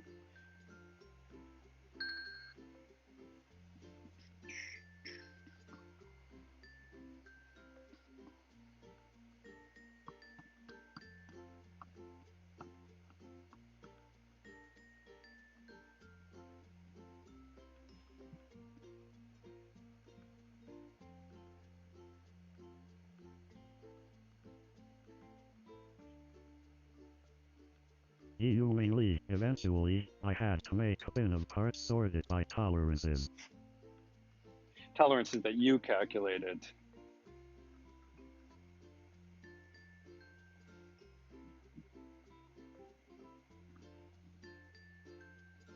A little brighter.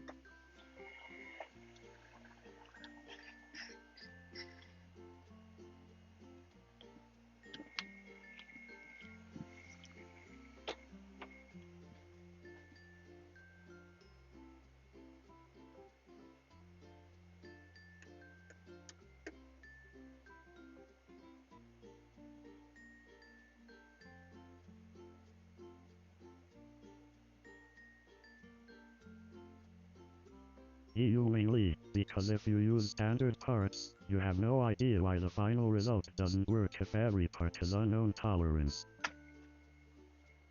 Right. Right. Repeatability is out the window. So, like, 20% is a terrible tolerance, though. Like, why? Humingly, so with known tolerances, I can make the same part with 1% tolerance, 5% tolerance, 20% tolerance, etc. Really? Like, I see. So you didn't have to order 1% tolerances from the manufacturer of those capacitors, which would make it much cheaper. Was that what was going on? Since you could find the 1% and save those separately.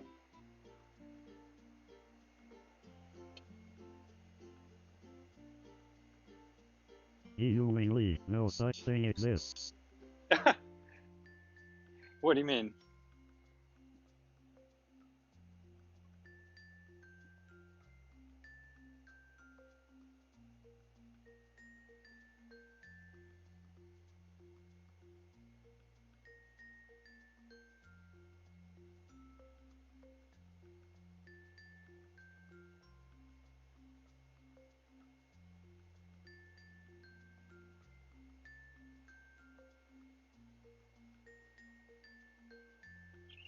Humingly, you cannot buy more expensive parts by tolerance, at least in those days. Oh wow. Because I was used to being able to get SMD parts, surface mount parts by down to 1%. But that might, like you said, that might. Yeah, that was a long time ago. Right. Yeah, that would have been in the 80s, right? Yeah, I can imagine. Yeah. Electronics manufacturing was still a little rough around the edges. Air temp. Humingly, resistors, sure. Oh, I see. Yeah, capacitors, literally wet and soggy shit. I could see why that might be difficult to pin down or inefficient to do for sale.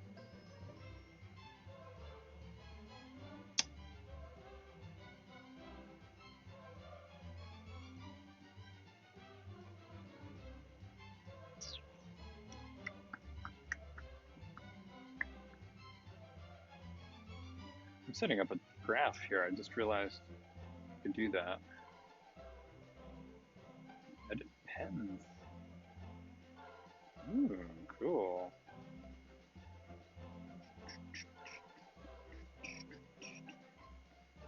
Few edit details. How do I edit the chart things? The lines. grid lines. Oh, no, don't stop.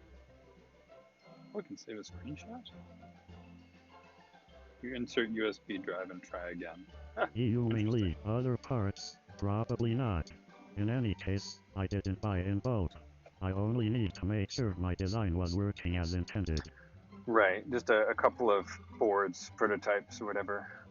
What was your design? What were you working on?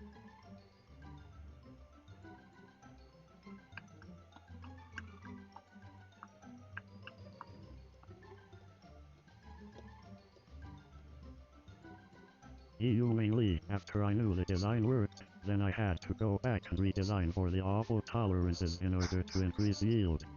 Well, that makes sense. You know, the theory worked, and now you could tweak you could add in buffers here and there where you had a reference that you know you're buffering from.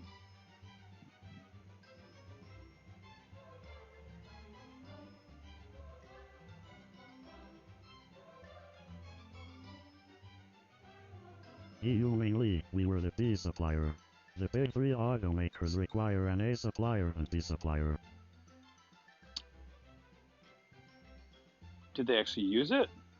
Or was it just... I assume they must have bought parts to just basically have backup inventory. Or it's just standby capability.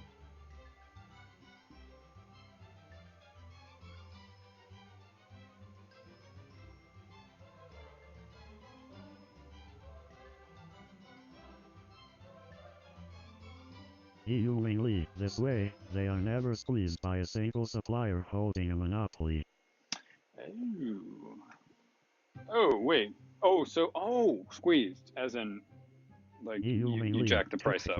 The B supplier sells parts that the automaker never uses. Oh, but the automaker buys them anyway?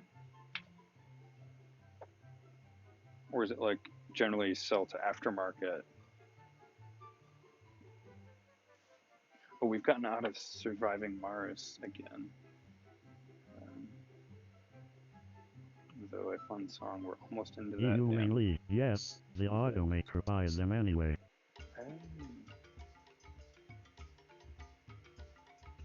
A little Latin beat here. Or something. So it's getting kind of annoying. Mainly, this is to ensure that they have two suppliers of each part. Yeah. Like NASA, you can't have sole source Mainly, most B supplier are happy to make worthless parts that are never used. Well, sure, if you're paid for them, you don't have to field support calls. Mainly, but not my company. They wanted to become the A supplier. So they were whipping you guys to impress the automaker, I'm guessing.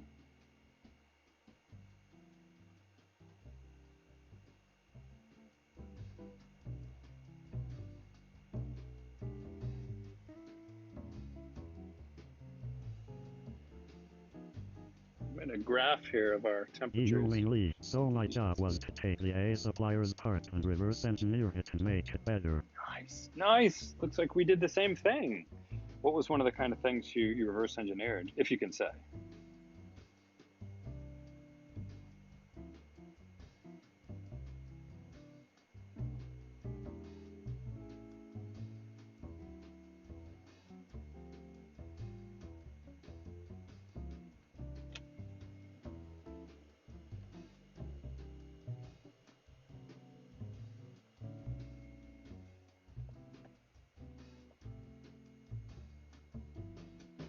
Mainly, I reverse engineered a four-wheel drive controller.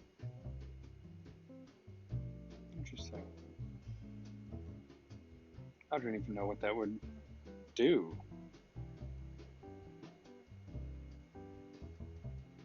What did it do?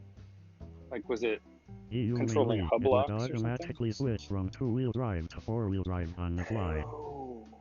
Oh, interesting. Like based on conditions, or like based on you having set four-wheel drive and are now exceeding a safe speed for four-wheel, it would drop back to two-wheel. -37.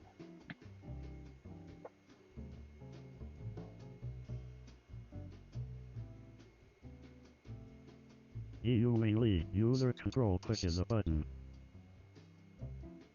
Oh, I see. They push a digital I/O, and then this machine makes the transition happen.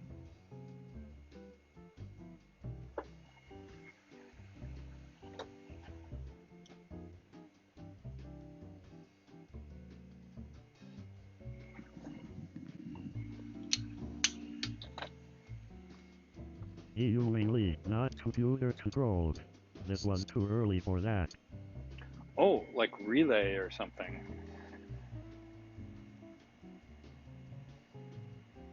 EU mainly, human control switch from two-wheel drive to four-wheel drive.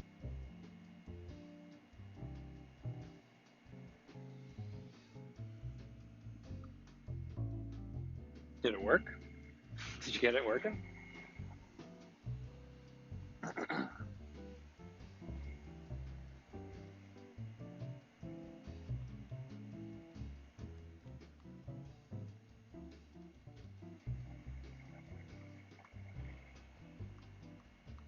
EU mainly, yes, we got the job. Nice. Did you get any benefit out of that win?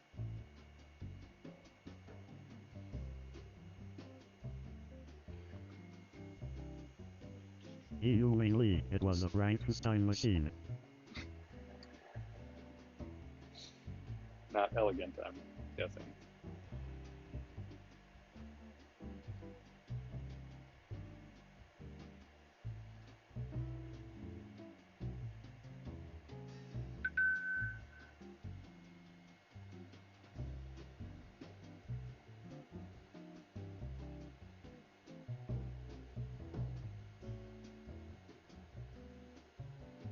EU mainly, I just got the satisfaction of being able to be creative and put together a bunch of junk into a machine.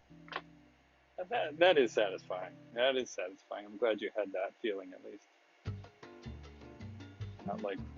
Not like we could expect a patent for most of the work we do.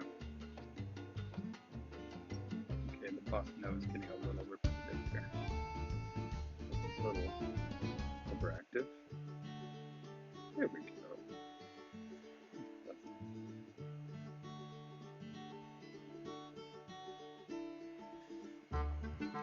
Oh, okay, that's a little abrupt. EU mainly, to me, the financial reward didn't really mean much. Did you get a commendation or anything?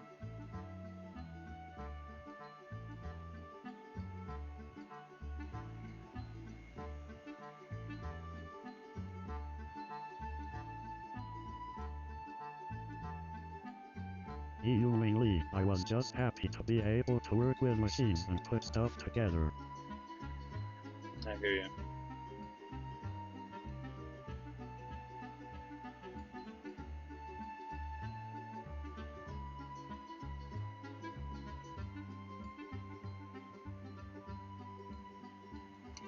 All right, we're down to -43. We've got a nice little chart here, but EU mainly, plotter not lines are really. big enough. It was just on to the next random thing. Yeah.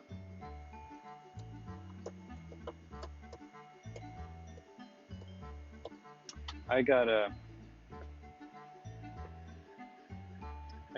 Google X Inventor Award. EU mainly, but I quit to come to California and never did hardware again. Was it the right choice? I'm wearing an X shirt.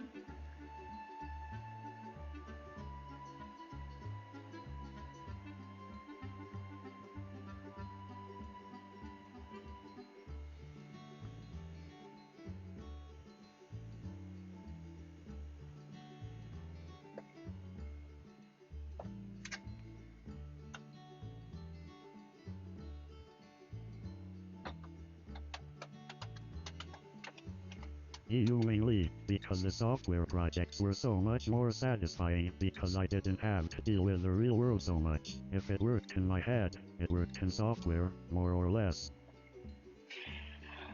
Nice. Yeah. Yeah. I like that. I'm very bad at programming, but when I tell a software engineer what to do, I like that it also doesn't require like a test lab to figure out why the fuck the thing has a harmonic at 10 gigahertz. Humanly, no true with hardware. No, no, no.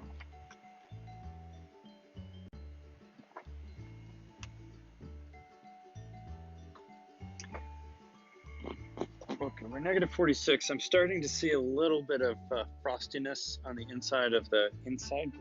Is it the inside of the glass or the outside of the first glass?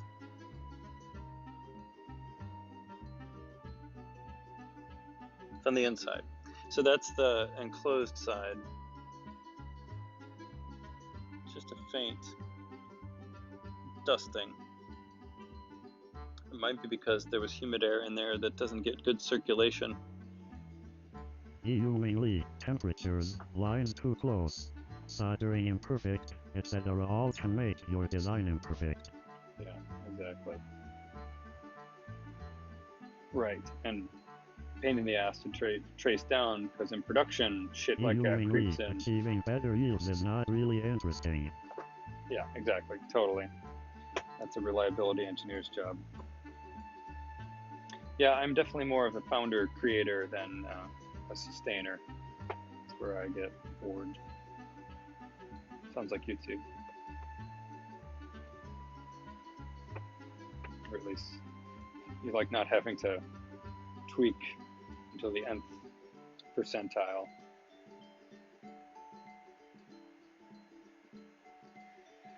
All right, at negative 50, the plan was... Humanly, it just has to get done. But you don't get to create anything when it's just improving yields. Yeah, that's true. Right. Yeah, you're just polishing corners. They were already polished. All right, when we hit negative 50, I'm going to bring it back up to room temperature, and we're going to see if condensation forms. Well, Desiccant, I hope you did your job. If not, I'll know to run it longer next time.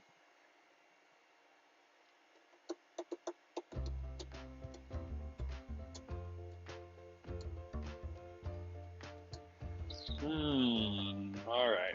I should set this actual experiment. I'm gonna try and toss. I'm gonna look at the experiment. See if I can toss it in here tonight. Humanly, I'm just too impatient. Now even software is too slow for me. Oh shit! What are you onto now? Like multiverse manipulation?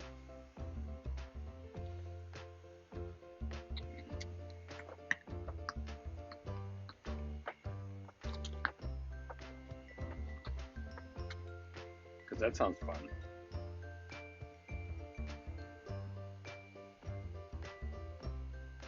I'll give you a second cam view.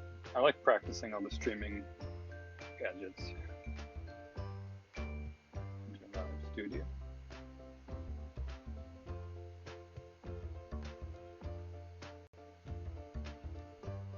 If I can get my phone. Humanly, I'm writing my game.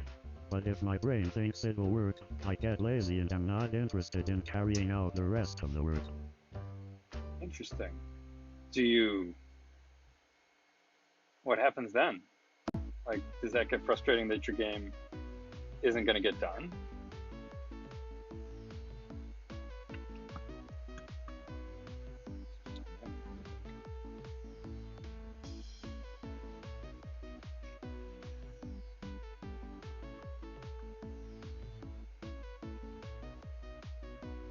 Should be showing up on screen somewhere. Am I? Oh yeah, I'm down there in the corner.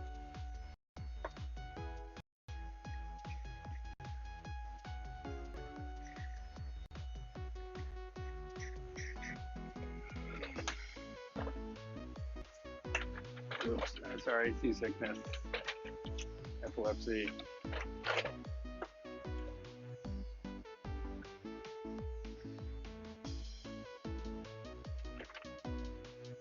Lee, I am not rushing myself.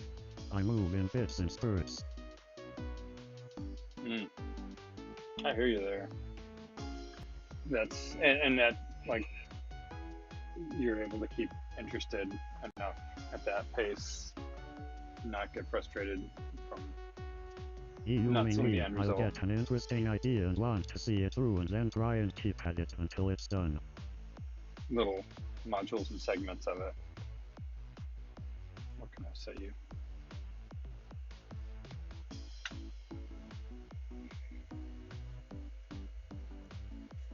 Without falling down the desk, back of the desk here. Just really wanting to do that. Lee, I'm almost done with Act 1. But the problem is that I keep adding new interesting ideas, which is sort of like Zeno's paradox. What's Zeno's paradox? Gotta get a chair here.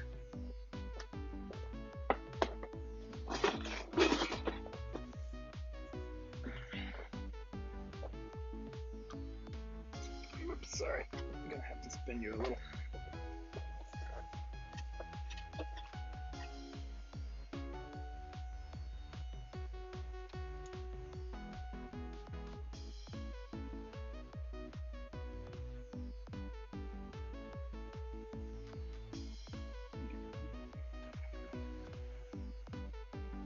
Not much frosting. All right, let's bring her back up to make this temperature scale a little shorter.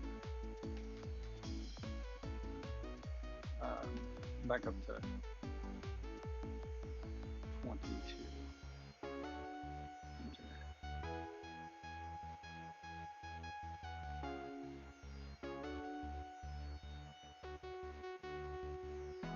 Where's our view? Where's our view trending? Actions.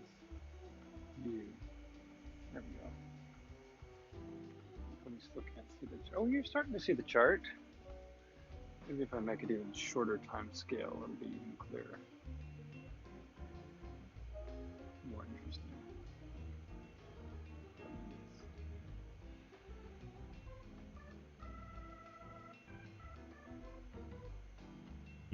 Lee, Zeno's paradox is like you have to move halfway before you can get to the end. But then, you're still halfway from there to the end. Of course, Zeno was an ancient Greek philosopher before they invented calculus. Ha. Oh. Oh, right. Yeah. Wait a minute. Is that... Say that again? I'm having trouble here with this dumb cord coming through the wall. Lathe power cable.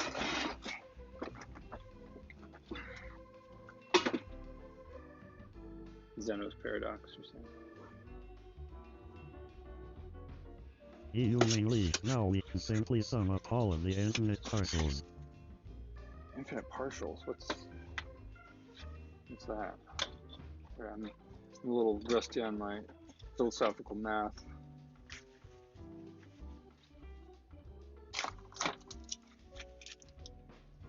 Lee, but back in Zeno's day, there were an infinite number of halfway theres from one point to another. Oh, yeah. It's if you go half as... Yeah, I know what you mean. Go half as fast each time you take a step, you'll never get there.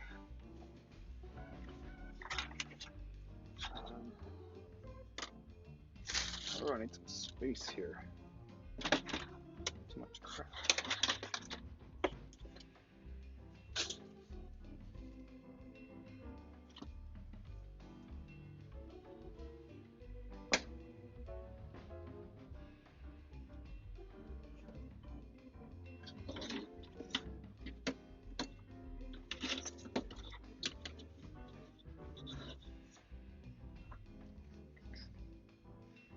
So I am working on an actual experiment to go in the chamber here.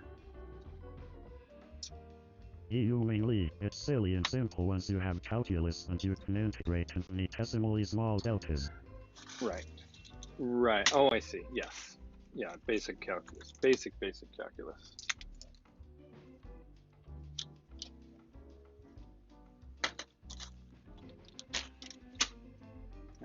Raspberry Pi, you need to die. Shut you down.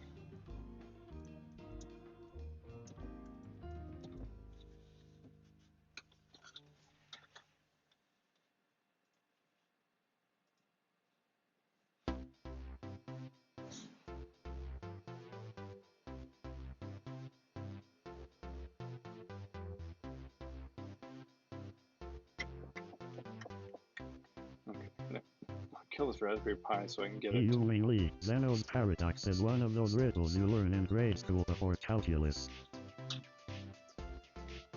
Oh, yeah, like a fable almost, or parable or something. What's the name of this Raspberry Pi? I should have put a sticker on it.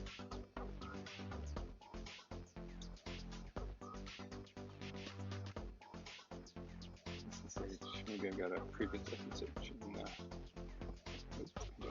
Maybe it's.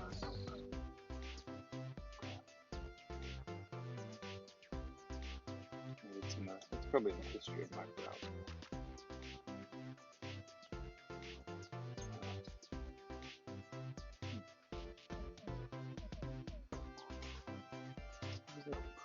Tiny pilot.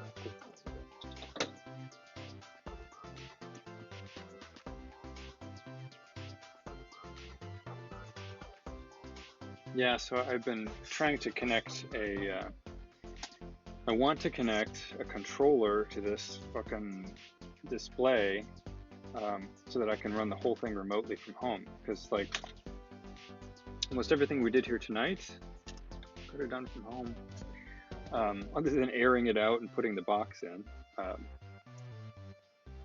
And this machine actually has a mouse port, and you can use a mouse to mouse around the screen. And I can use a Nest Cam to see the screen. I don't need like actual VNC. But it's hard to find like a device that can just send your mouse over the internet and then show up as a mouse device on the other end. Oh, I would totally do that because I'm lazy like that. Restream.io. Trophy, congratulations. You've received 100 messages today with Restream Chat. Thank you, Restream. I need to figure out how to make you stop saying that, because I get that a lot. Okay, so yeah, I mean, have you ever done like this sort of thing where you want to remote control? I mean, it's like a KVM over IP, but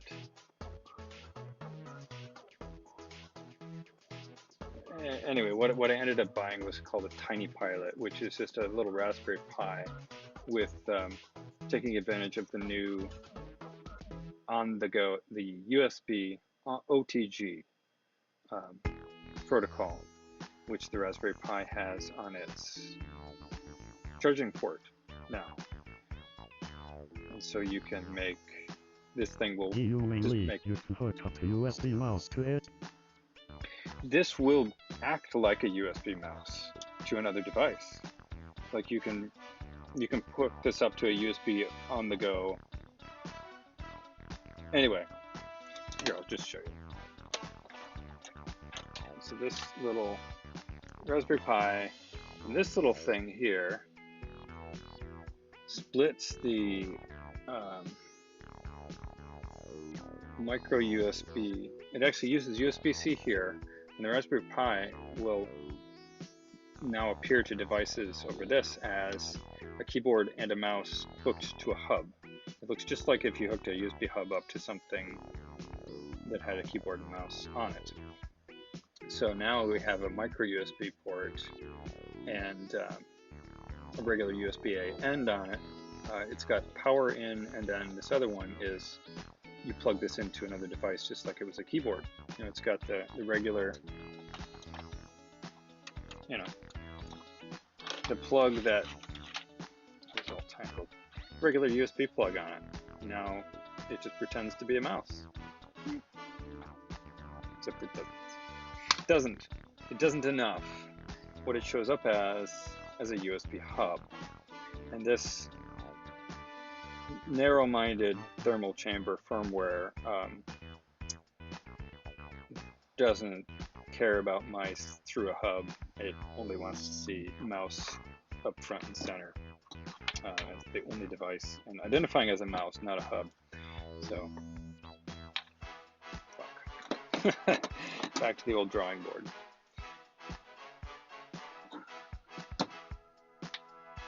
But I'm trying to shut that off so I can get some more bench space here. And it works great. Like, I connected it up to the Windows computer here in the shop, and I was able to stream, remote control it through a browser and see the HDMI. It's got an HDMI input too, so it encodes the HDMI output from the computer and injects the keyboard mouse via USB. So it's just like you were there with a real keyboard and mouse. For most devices, they would accept the USB hub. Pretty cool. It's called Tiny Pilot.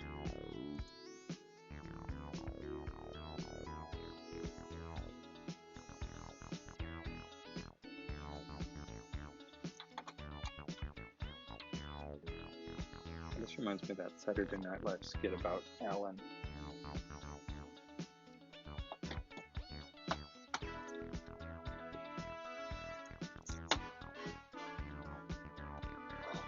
Okay, let's now go away.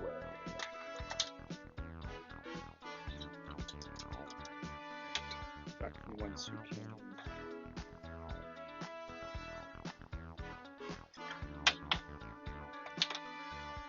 How's our chamber doing? Oh, we hit room temperature. Yoke. Okay, so what have we got here?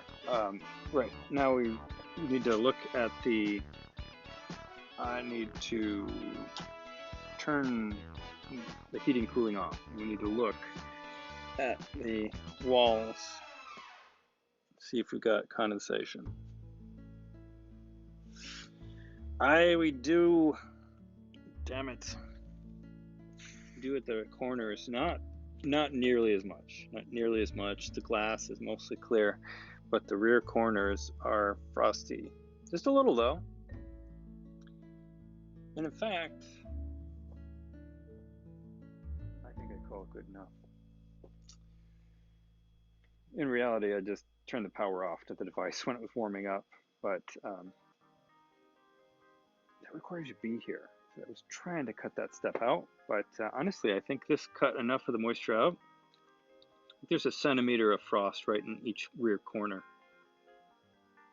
I think we'll be fine. So victory on our test. 30 minutes of desiccant, room temperature, blowing. Victory.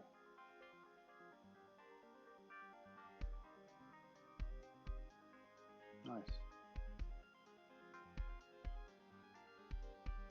Well, I'll let it keep running here at room temperature, so the walls warm up a little till above the condensation point, and then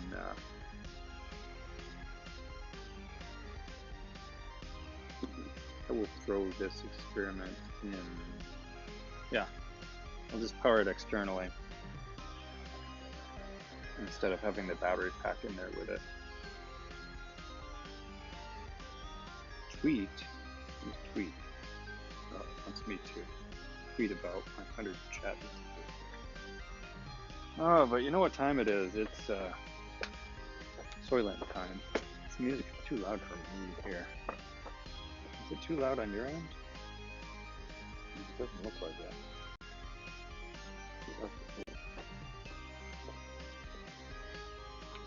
It's Soylent time in San Francisco.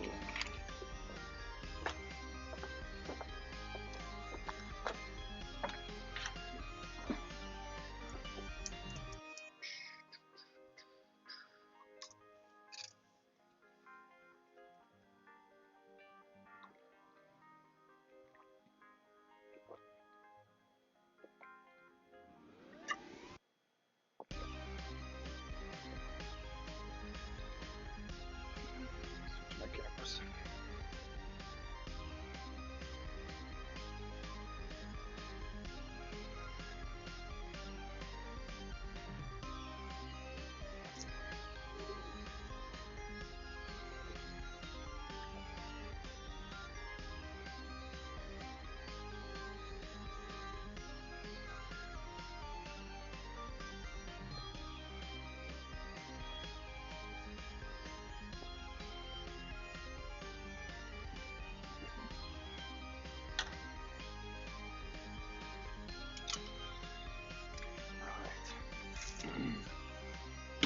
letting the ADD meds expire, so we'll keep trucking here. Focus, please.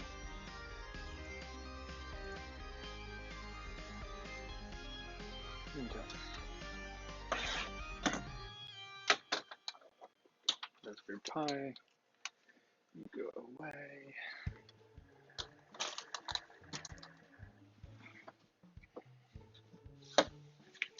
Bits and pieces, here we go.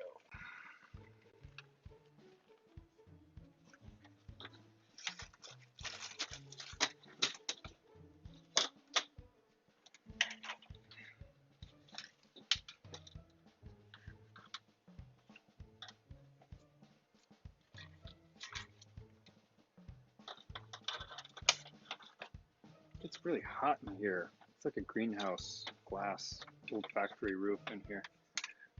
I'm gonna run a little fan. It's the mouse. This is Nest Cam. Out of the way. Power cable. Head out of the way.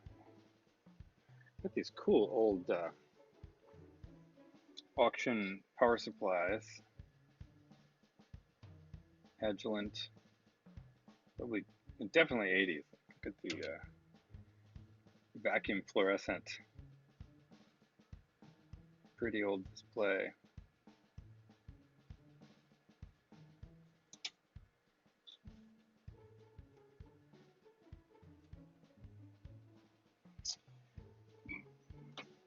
Excuse me. Okay. I'm not, you can, you're not participating. Where's the guts? I need the guts.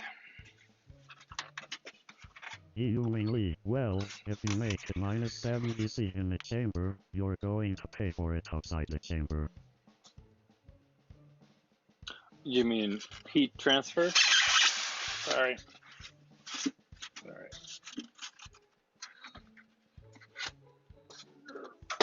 Oh, fuck me. Fuck me. No harm, no foul. Electronics are sturdy. Right? Also not attached the way they were last time I saw them. Okay, so one on the bottom, which I just gonna have to assume it's two. Got a battery. No battery. Oh, it's in here. I wonder if these were I wonder if these were even charged.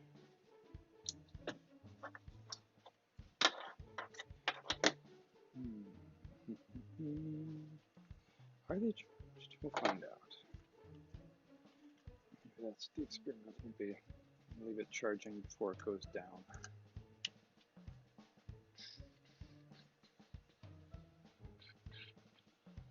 Well, it works for where?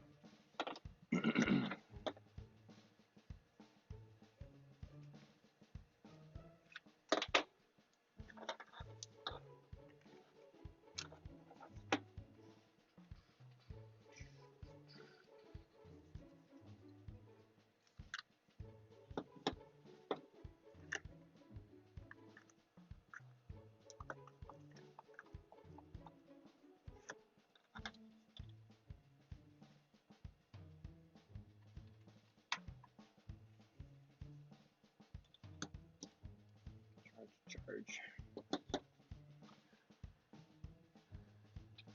So this one went here, the phone went there. There's the port. This thing's did his door now. It's okay. There's decons. Maybe one.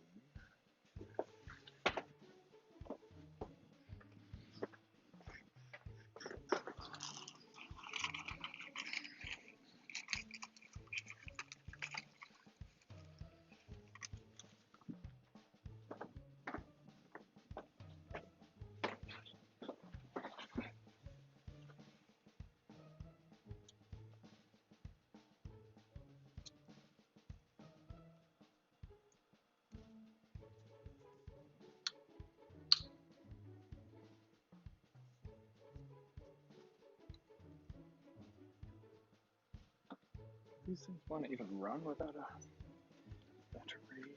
Don't they do? Just plug it all in with the batteries. I can't hear any music.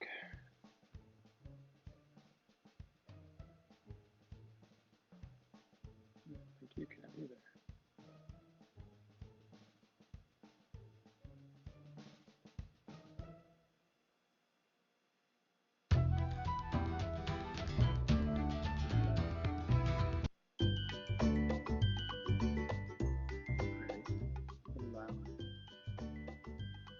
There we go. All right. Boy, I'm quiet. Jack this up a little. Sorry if I've been quiet all evening. I'm tracking my levels. I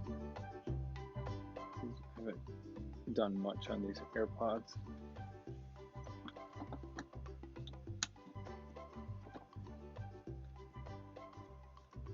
So I need to leave here by 10:30 or 11.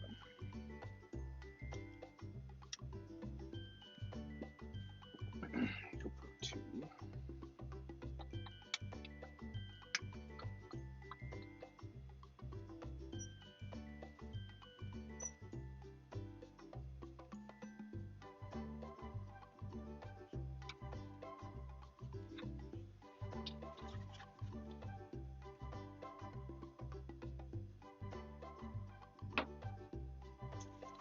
There's a fucking problem there. Right there. Pardon me, folks. I need to use my phone for a photo for a moment.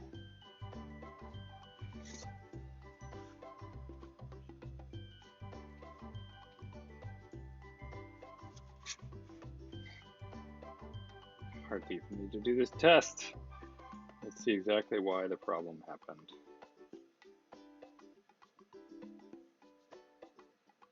But just for good measure, we'll do it. Just for good measure, we'll do it. Develop our chamber protocols at least. Music analysis. Forensic failure. Analysis. I don't understand how this worked.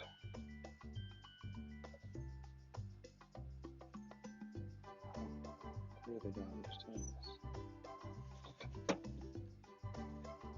Do not understand. Sorry, one more picture. So I'm prepping an experiment for the chamber to test why something failed in the past. Just sort of examining the physical state of the part right now. We're waiting for the chamber to equalize at room temperature, which is 20-ish Celsius. I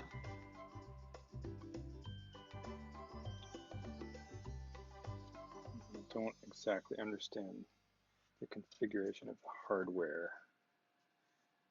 The box thing doesn't look good. It really doesn't look good.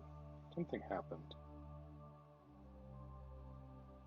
It really doesn't look good. Was it bent? Was it bowed? Oh shit. Okay, yes. That's what happened. It was bent. Oh, there we go. Makes a little more sense now. Not a lot of sense, but more.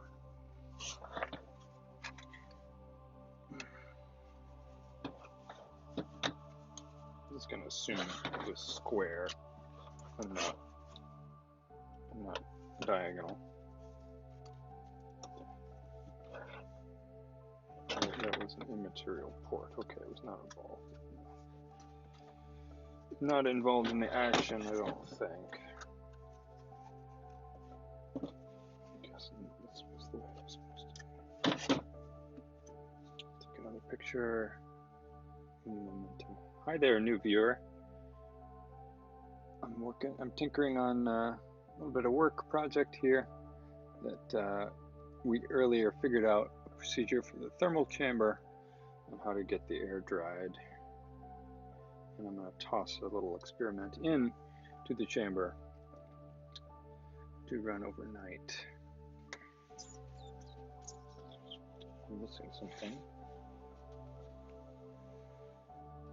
Huh. I don't see it. Oh well, it wasn't really what I was going to test anyway. Okay, so the cable out here.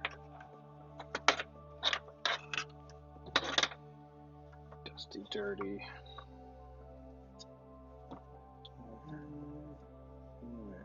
Where's that cable?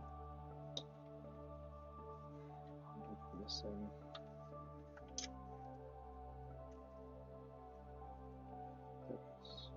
It's down, so it must have gone through here. Yeah, it looks like that. GP down.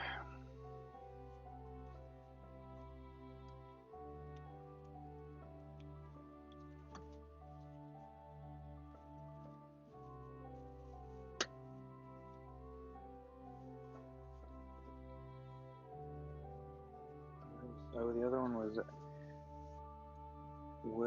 auxiliary, externalary.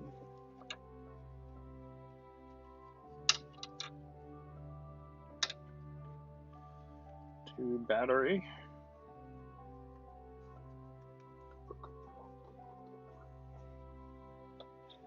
That is that one. Goes there. Affirmative.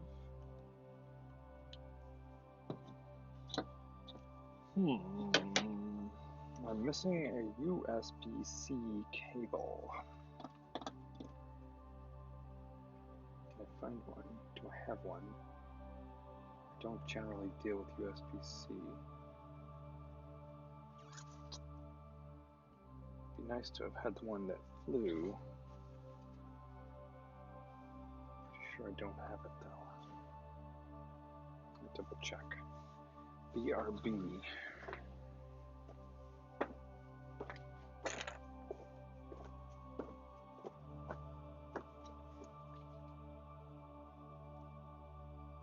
Well, that's pretty absurd.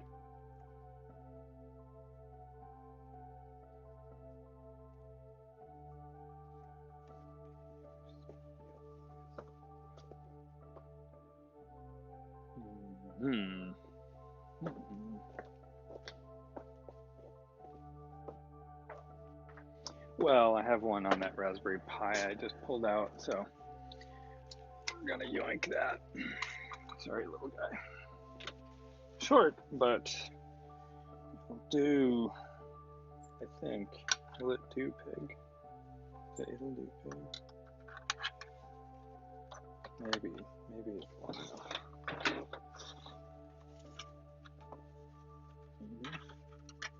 Oh, come on.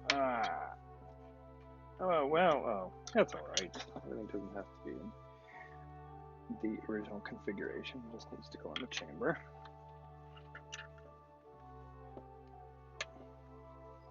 It's chamber time.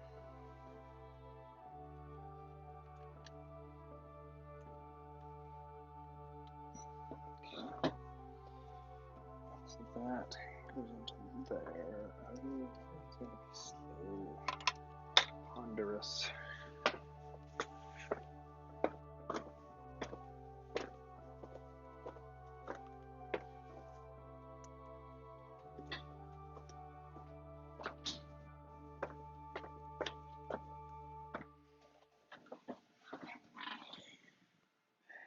Really, I should probably just take it out of this frame since it's irrelevant. But what would I mean, can't really see it on the frame. Everything is all over the place. What should I attach it to? Just lay it on the bottom of the thermal chamber?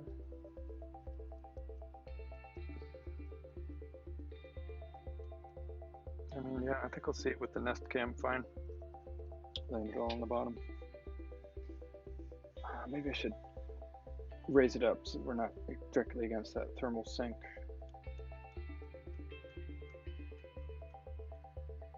It's just that I need like a cookie sheet grid.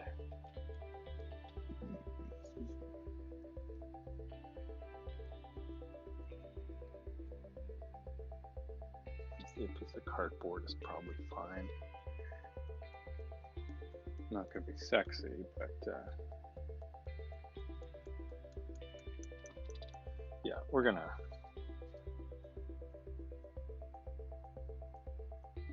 cut it all out of here. This is, yeah, I can't see everything at once. Just cutting it out. All right, come on, get out of there.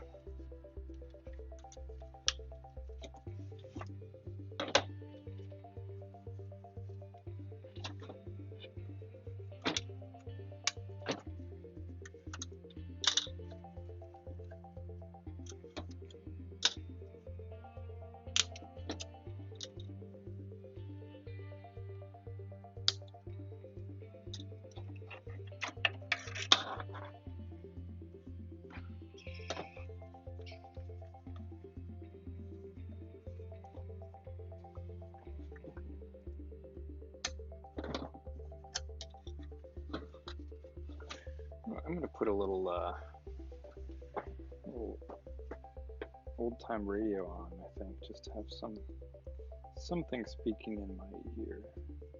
I'll turn up the text-to-speech so I don't miss anything. How will I do that? I'll open it in Safari.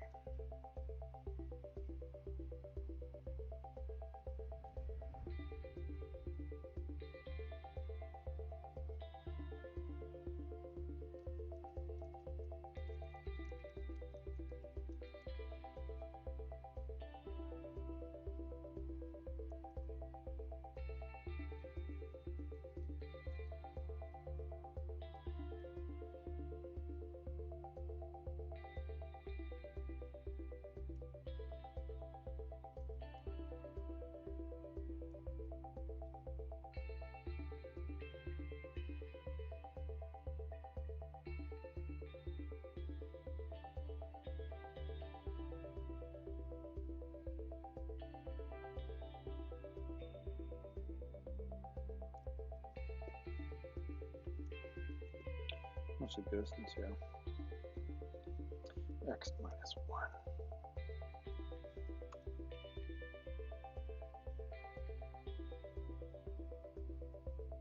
Knock.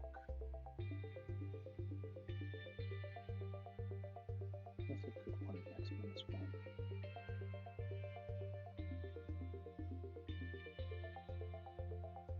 To the future.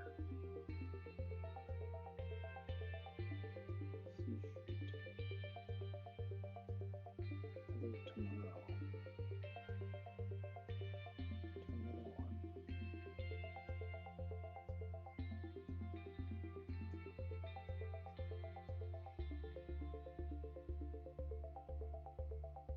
Oh yeah, I know that one. What? Okay, let's find another show. X minus 1.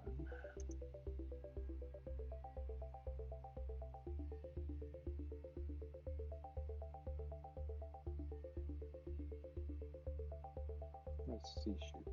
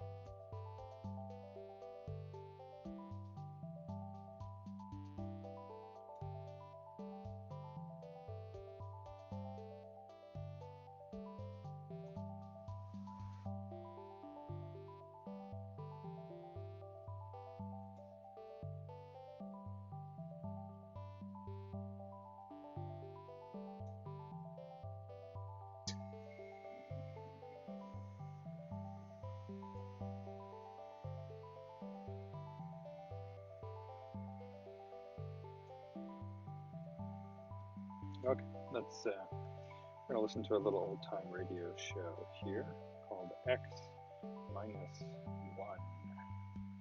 A sci-fi show from the 1950s. Could capture the audio. There we go. And this is the show X minus one episode, The Map Makers. Map Makers from 1956, September 26th. Countdown for blast off. X minus 5, 4, 3, 2, X minus 1, fire.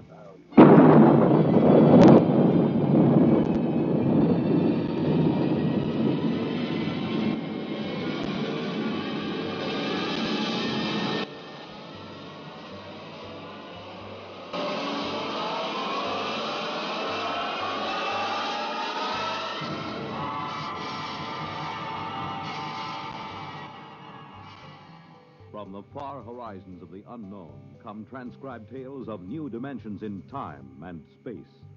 These are stories of the future, adventures in which you'll live in a million could-be years on 1,000 maybe worlds. Actually, The National Broadcasting Company, in cooperation with Galaxy Science Fiction Magazine, presents... I don't know if it's all jumpy for you, but it is rather difficult to listen to for me.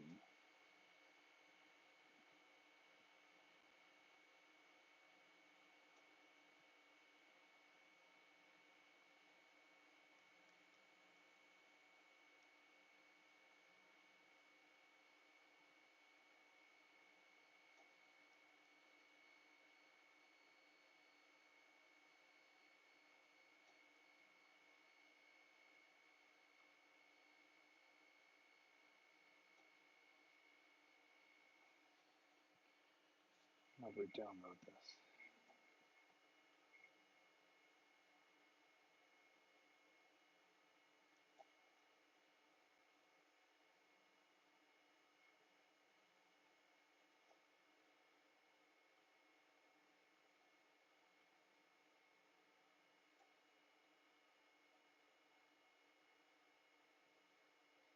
Interesting. Interface I've never seen. All right, we're going to play this in VLC, which we already know how the audio works in relation to the stream.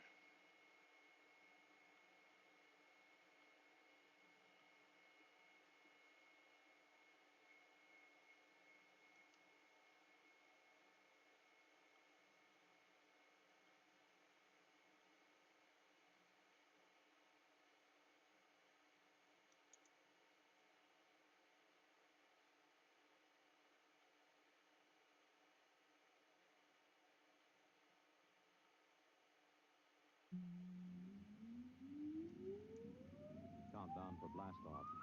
X minus 5, 4, 3, 2, X minus 1, fire.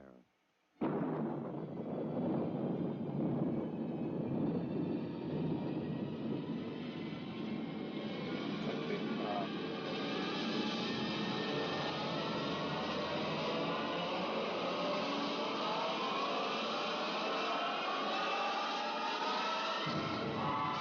So this is an old radio show from the 1950s.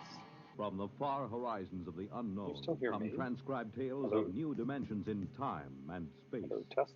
These are stories Hardly. of the future, adventures in which What's you'll going live on? in a million could-be years on 1,000 maybe worlds.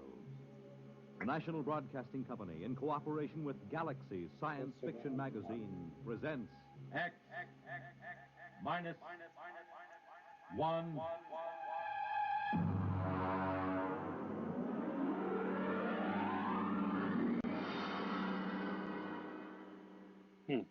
tonight's story, Testing. The Testing Map 1, 2. Makers, by Hello, Frederick test. Pohl. Hello. Terrible audio. Really bad. Volume. What if... Huh. How can I make that higher? damage report, Mr. Bunner? Aye, sir. 3 bulkheads penetrated in A, C, and D sections. Oh, there we patched and go. airtight. Testing, How is testing. Lieutenant Groden? A little bit Listen better. good. Sorry, I Dead didn't conscious. discover that Head is all earlier. bandaged up. There's a 1 to 1 chance. Hello, I test. don't think it's happened in 300 years. That's in the right New channel York, anyway. sir, hitting a ship in Hello. hyperspace. Mr. Hello, Bunner, would hello, you please have the air testing. vents operated to clear the control room of kerosene fumes? Mr. Lord. Okay. So we're listening to, in the background, I'll have a half-G spin an old radio show. Gravity when we figure this out. Aye, sir. Unless you guys want to chat, I just want Engine something in the room. background, Half G spin audio. for simulated gravity. So feel free to say hi in chat How if about you that? like. That's I'm the going to be worst damage, sir. preparing an experiment Atlas for is the thermal destroyed. chamber. The Atlas is the so I only can record hear on the board of audio. the hyperspace configurations. The total loss? Dead, sir. Yep. See a thermal chamber here. It's currently at room temperature, 22 Celsius. What was his name? The Atlas? And we're going to run it down to about negative 50, I think, when I sister get in the Seattle, experiment in the chamber. Pass orders for There burial we at go. the afterlife. Aye, sir. I'm back. And Mr. Bonner, have all officers assemble in the wardroom for an emergency meeting as soon as we are secured from normal Where's speed. my iPhone cable?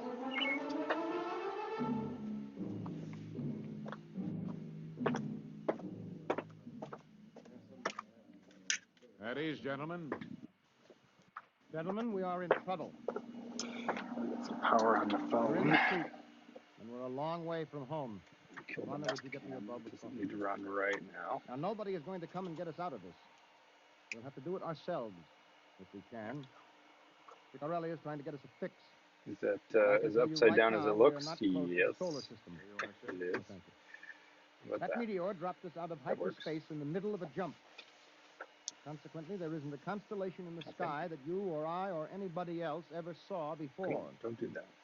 We might be 100 Yeah, light years okay, from home, that or works. we might be 10,000. Well, sir, what about our records? They went with the Atlas. We can't retrace our steps, not in hyperspace. Sir, Yes, what is it, Lord? burial detail standing by at the afterlife. Okay.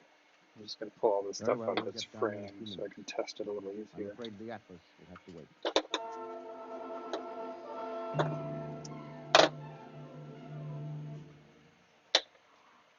He's a mess, isn't he? Cover him up. Haven't got any respect. That's a laugh. Spawn, I mean. Look at his head. They spent 4 years stuffing it with all those equations out of that hypno machine. You ever see him working a jump? Oh, my jump station's engine pit 3. There's enough to curl your hair. You know what it's like during jump. No lights, no fluorescence even, just those kerosene lamps smoking. Everything looking bent and twisted. You can't tell what you're seeing. This is an old Well, Spawn sci-fi stands out radio after the show rest of the from cat the in a trance. 1950s. And he's spouting numbers and times and equations. And all the time, his eyes are shut. He's out like a light. He's sure out for good now. It's funny. He never knew how to count up his pay when he was conscious. When he's out, he's as good as a five-story computer. I never could figure it. It's kind of creepy. Back when Why don't they computers take a were regular measured in machine building to do size. hyperspace navigation. Well, no, you just lifted him. Spawn weighed 130, wringing wet. A computer would weigh maybe 3 or 4 tons. The ship couldn't lift it. We got computers on board. Yeah, electronic computers. What's the first order before jump? Douse all electric gear. Sure. The Terra 1 blew higher than a kite before they found that out. You don't use Bruce in hyperspace. Not if you want to get out of it. So Oh, you you can't use what? a computer during a jump. That's where Spawn came in. You can't use him in the jump anymore either. Yeah, that's a shame. Hey, listen. There's a brass coming to dump him. I gotta get back to my patient. Put out that cigarette and try to look solid.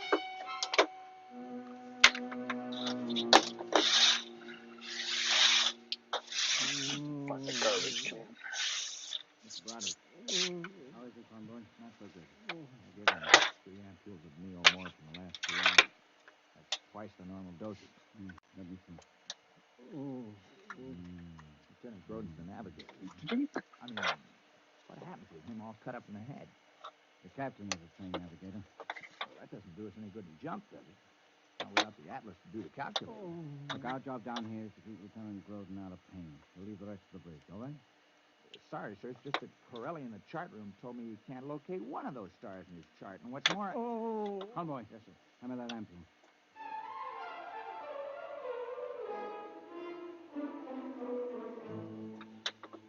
Now hear this. Now hear this. Reporters made second class Eklund report to the wardroom. Reporters Matt Eklund, report for wardroom.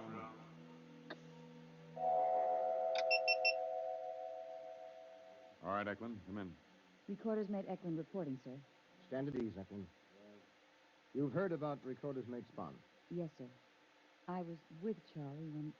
Bonner, get Eklund a chair, please. I'm all right, sir. You know that Spahn's operation was essential to navigation in a jump. No, sir. I mean, I don't know much of anything until I'm indexed. That's good. You're rated as ship's librarian log. Yes, sir. Spahn read his calibrations up to this point into you. I suppose so, sir. I'm in trance when I record. That's good. Now we're going to need those records. Are you ready? Yes, sir. The key word is index. All right, Eklund. Index. There she goes. Takes about 30 seconds for full trance. You know, Bonner, this is risky. Trying to backtrack on hyperspace equations by dead reckoning. A centimeter off of the figures might put us 1,000 kilometers in hyperspace. Anything up to 1,000,000 light years when we dropped back into normal. I wish that meteor had gotten me instead of the Atlas. She's in trance, sir. All right, Eklund. Ship's log. Journey day 1. Jump 1. Journey day 1, jump 1. Normal space coordinates 345674665. Sub 456. Time 4356.98.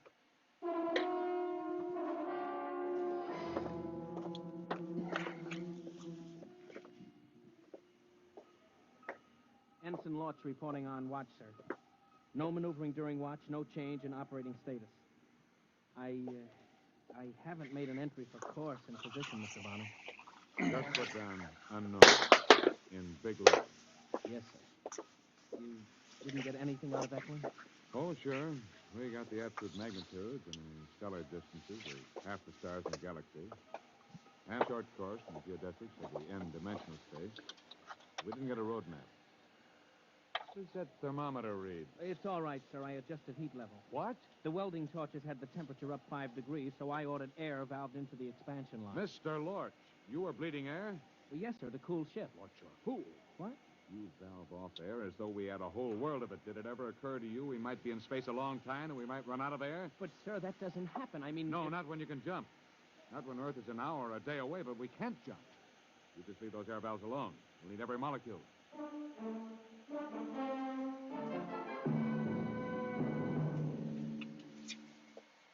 Rosen, can you hear me? Oh. Stop progress. Can you hear me? Yes, All right, don't talk. You've been hurt.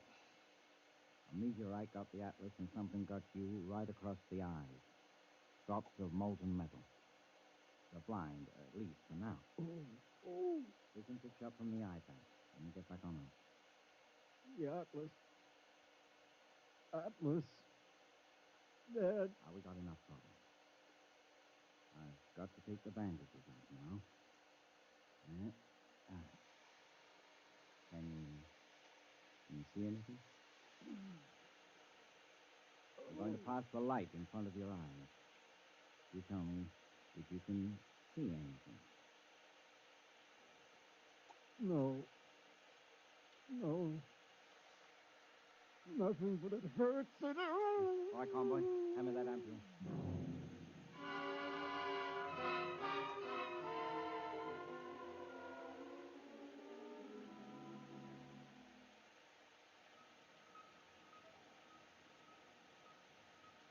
Secure for jump, Mr. Bonner. Secure. Engine room. Damage aft. Damage forward. Generator station. Radiation control. Cargo hold 1, 2, 3, 4. Men's quarters aft. You ready, Eklund? Yes, sir. Have you ever been on the bridge during a jump? No, sir. Well, it's tricky. Your eyes lie to you. You see things that aren't there. I don't know how much you will get in trance. Nothing, sir. I black out completely. Oh, good. Ship secured, sir. Ship secured, sir. Kill the spin. Engine room, kill spin. Ship's company, stand by for free fall. Free fall.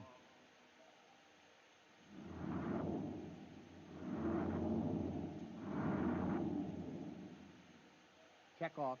Chronometers wound and synchronized. Kerosene lamps lit. Navigator. Aye. Communicator. Aye. Atlas. Ready, Eklund. Aye. Put her under. Eklund. Index. Proceed, Mr. Bonner. Main circuit breakers open. Main circuit breakers open. Electricity cut. Eklund's in trance. Well, we'll give it a try. Now, Bonner, backtrack on our jumps. Yeah. Maybe it'll work out. Maybe. Stand by to jump. Stand by to jump. Stand by to jump. We'll go when she's straight up. 7, 6, 5, 4, 3, 2, 1. Jump.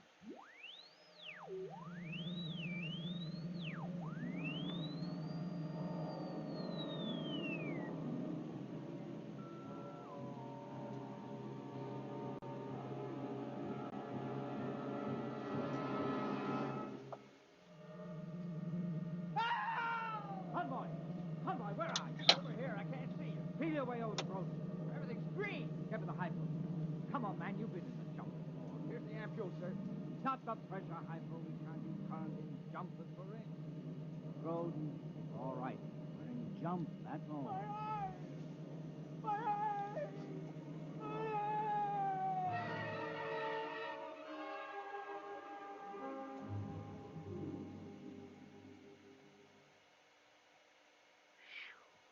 Deal.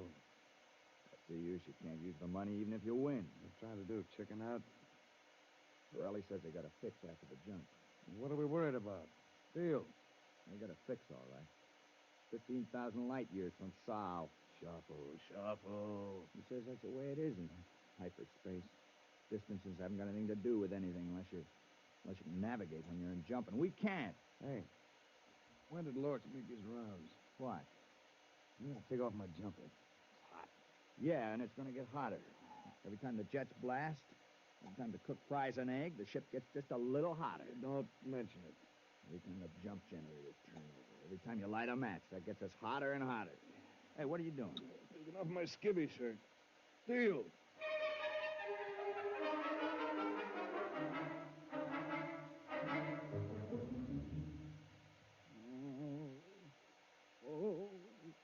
How is he, Mr. Broderick? You can tell the captain that Lieutenant Groden remains unimproved. How is he really? He's working up to some real damage. He kind of can't handle. It's in his head. I had to tell him his sight was gone. Unless we can get back to an eye bank within 10 days. You can patch in an eye, but once the nerve has deteriorated, you can't replace it. Did he take it hard? Worse? Worse. He didn't say a word. I know that man is in pain. The tomboy found his pills hidden under his pillow, and he wouldn't take them. Just lay there, without a sound. Until we went into the jump. Then he screamed his head off. What's wrong with him? Who knows? I had an electroencephaloscope on board, but I'm lucky they let me have a mini X-ray. Yeah, what did doctors do before they had those gadgets? Shoot the patients? No. He's lucky I could run an old-fashioned verbal psychoanalysis on him.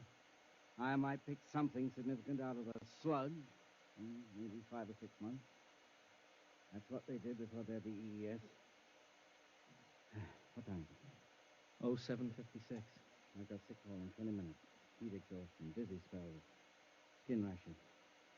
I'm running out of aspirin and salt tablets. Yeah. Bonner had me with a 10-man detail defluffing the filter traps on the air circulators. The lucky thing spaceships aren't painted. They'd have us chipping paint. Now hear this.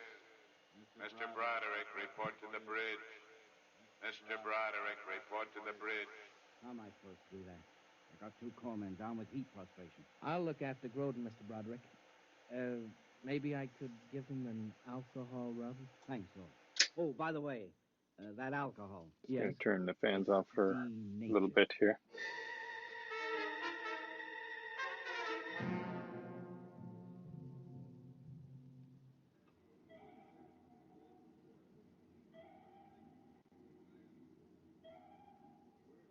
Here's the problem, Mr. Broderick. We have fuel for just under 40 minutes of rocket blast at standard thrust. That will bring our overall temperature up to 60 degrees centigrade. That's the maximum the human body can stand, right? Mm-hmm. That's about 140 Fahrenheit. Well, it hits that on Earth in a couple of places around the Dead Sea, but it isn't sustained heat. It drops considerably after dark. We'll hope we find ourselves out of this before we hit 60 degrees. If we don't, at least we won't starve or suffocate. All right, gentlemen. Mr. Broderick, you can prepare for increasing heat casualties as we proceed. Yes, sir. All right, Mr. Bonner. Secure for jump.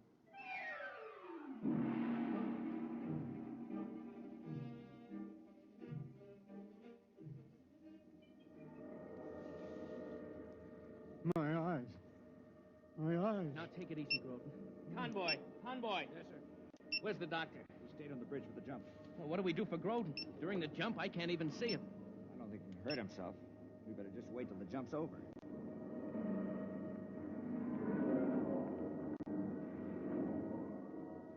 My eyes. They lied. They lied to me. They lied. I can see it. The master pattern. I can see it. No. No, not like seeing, like knowing. That's Lorch. And Roderick's on the bridge. And the captain. And Earth. And the sun. I can see them. Unbuckle the straps. I've got to get up to the bridge. The jump is almost over. I'll be blind again. If Lorch sees me, he'll think it's jump hallucinations. They're lost. But I'm not. I can see the whole universe. I can see. Jump completed. Secure. Normal space. Groden, come back here. Now, what are you... Convoy! Sir? Come on, give me a hand. Now, how did he get out here and jump? He's blind.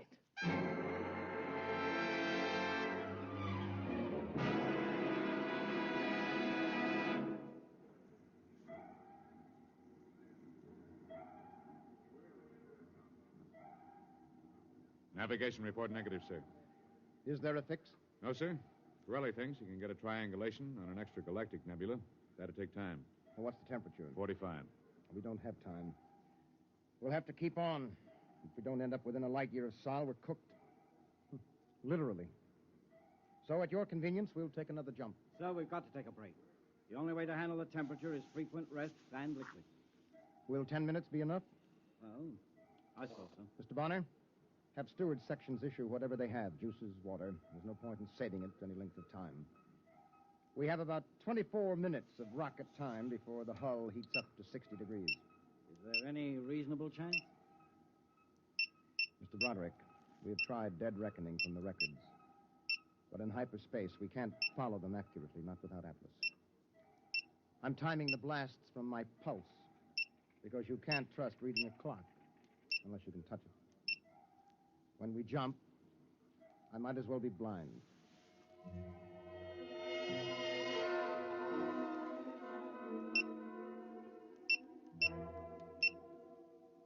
Yeah, easy.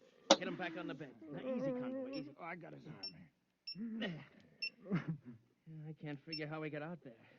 I saw him, but I thought it was a jump hallucination. Easy, Mr. Groden. Now just lie back. No, I can see.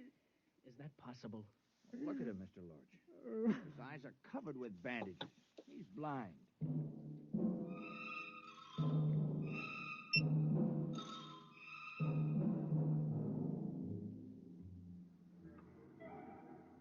Ten minutes is up, Captain. All right. Secure for jump. I had to assign 3 more men to each generator. The crew couldn't handle the manual clutch in the heat. Very well. Proceed. Chronometers wound and synchronized. Kerosene lamps lit. Navigator. Aye. Ready, Eklund? Aye. Index. Proceed, Mr. Bonner. Main circuit breakers open. Stand by to jump. Stand by to jump. Straight up. 4, 3, 2, 1. Jump.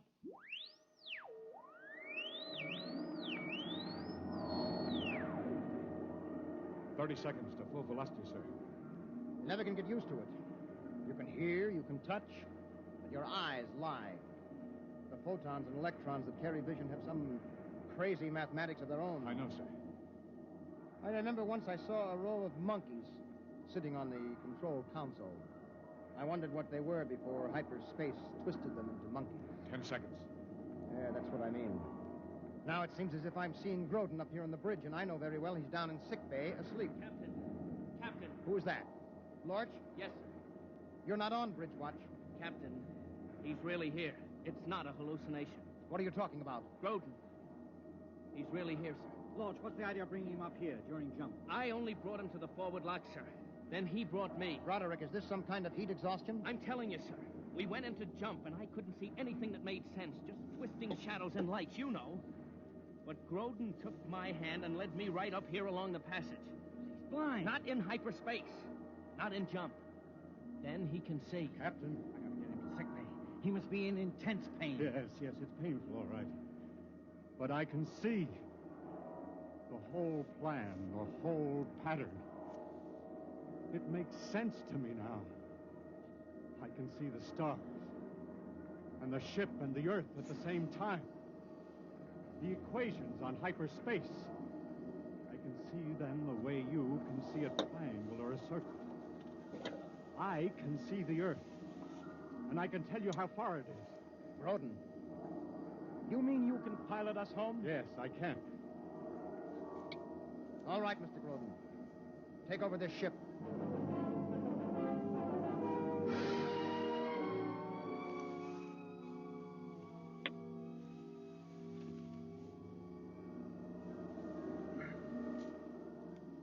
Number 3 pattern. Fire. Cut. Velocity. 5, 6, 3, 7, 4, 8. Relative thrust. 7, 8, 6, 7. Counterblast for 2 seconds. Pattern 6, 5, 7. Blast. Cut. All right. Hit normal space at mark.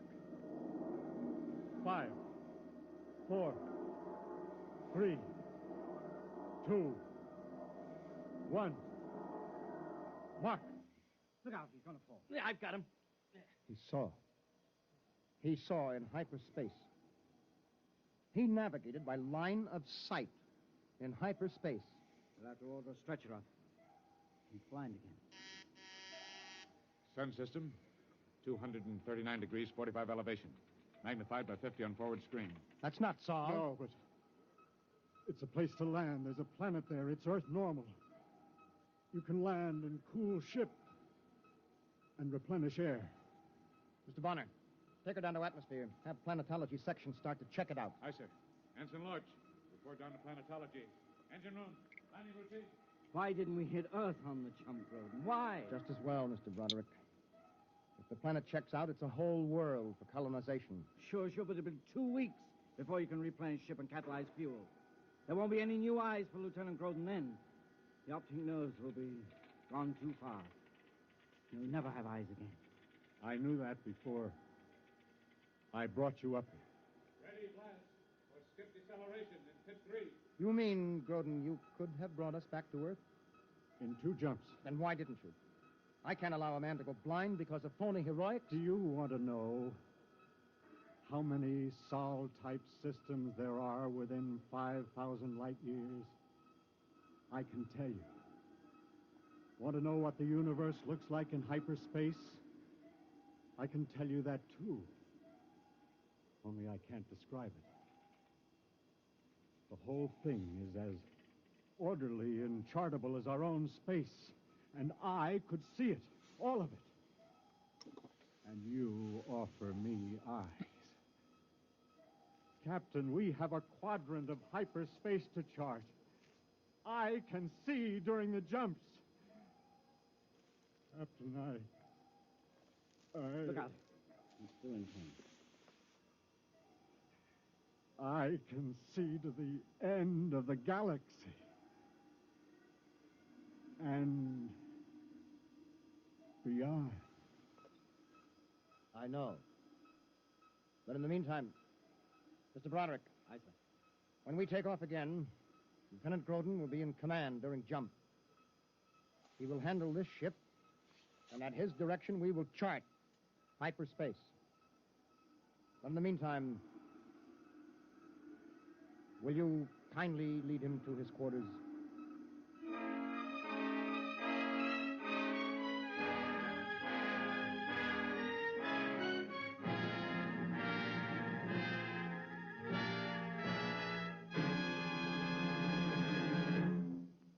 You have just heard X-1, presented by the National Broadcasting Company in cooperation with Galaxy Science Fiction Magazine, which this month features Dead Ringer by Lester Del Rey, a fascinating story about a man who learned that there was nothing on Earth which could set him free, least of all the truth.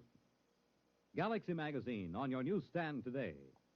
Tonight, by transcription, X-1 has brought you The Mapmakers, a story from the pages of Galaxy written by Frederick Pohl and adapted for radio by Ernest Kenoy. Featured in the cast were John Larkin, Ed Prentice, Bob Hastings, Tom Collins, Dick Hamilton, Burford Hamden, Raleigh Bester, and Carl Frank. Your announcer, Fred Collins.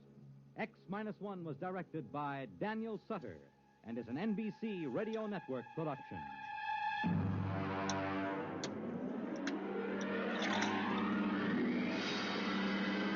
All right.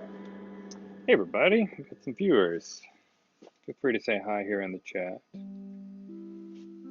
Listening to some old-time radio.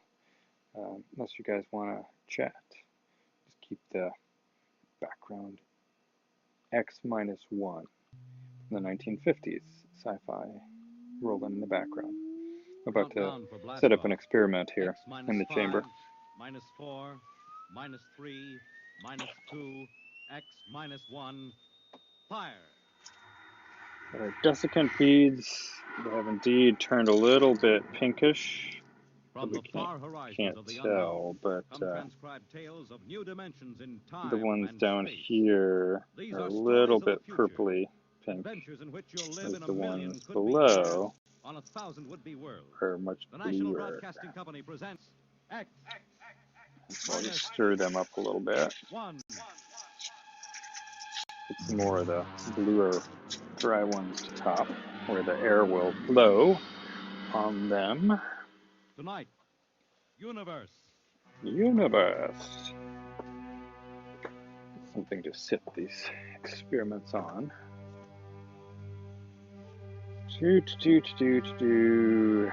Shop towel. That'll do. Nicely. We are just beginning to discover how boundless our universe really is. Not so ugly as cardboard And yet, either. as man reaches out to the stars, out toward infinity, ironically enough, he may be building himself a new kind of prison. What would it be like to live all your life in a world no larger, say, than a single Friends on Facebook, feel free to endless mercy. say hello at the comment, or just hang out, watch, and listen. We'll be here for another hour, 45 minutes or so. What was it? Let's see what we got here in the chamber for the curious. Dash down that passageway. Want to go after it? No, we'd never catch it, Alan. Probably 12 decks above us by now. Came down this far. I put a shop towel down, got a little box of desiccant that I just showed you, some misc wires coming in from a previous experiment, temperature sensor wire, fan that blows the cool air in, obviously the light bulb, and 2 ports that let you have styrofoam plug that you can run wires in around, so it keeps the air from coming in around the wires. Okay, so I can't really let you see what I'm putting in the chamber. Kind of this the compartment of John the Witness? Who are you? My name is Hugh Hoyland. Cadet from Scientist Barracks. This is my friend Alan Mahoney. What do you want of John the Witness? Well, only to talk. Only the witness. Are you a believer in Jordan? Naturally. I have heard that there are those among the younger scientists who doubt the word of Jordan. To doubt is death. We're not heretics. Ah, enter.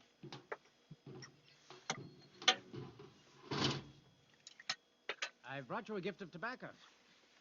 Grown on the richest level. Oh, it smells good. I assure you it's of the best. Wait here. It's the best. I'll get him. What a rat's nest. What the devil do you think he can tell you?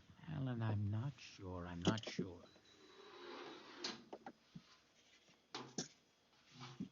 Well? Are you John the Witness? I am. Good evening to you. I'm Hugh Hoyland. This is my friend Alan Mahoney.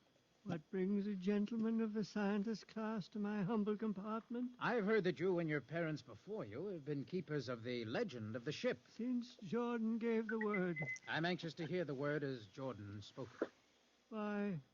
Because our young scientists, well, among them there have been some who talk against the word.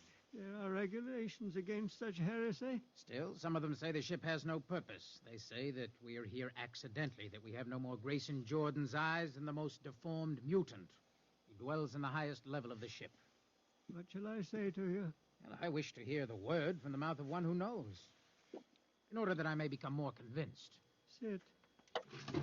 You have a gift for the witness?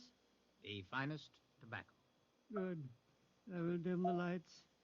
Now pay close attention, for these are the words as my father's father's father gave them to his son's son's son. This is how the ship came into being, how our people were created. Reasonably In the beginning there was invisible. only Jordan, thinking his lonely thoughts. Out of his thoughts came a vision. Out of the vision came a planning, and out of the planning came decision. Jordan's hand was lifted, and the ship was born. Mile after mile of good compartments, tank after tank for gold and corn, ladder and passage, door and locker fit for the needs of the yet unborn. He looked on his work and found it pleasing, meet for a race that was yet to be. He thought of man, and man came into being. Then Jordan checked his thoughts and searched for a key.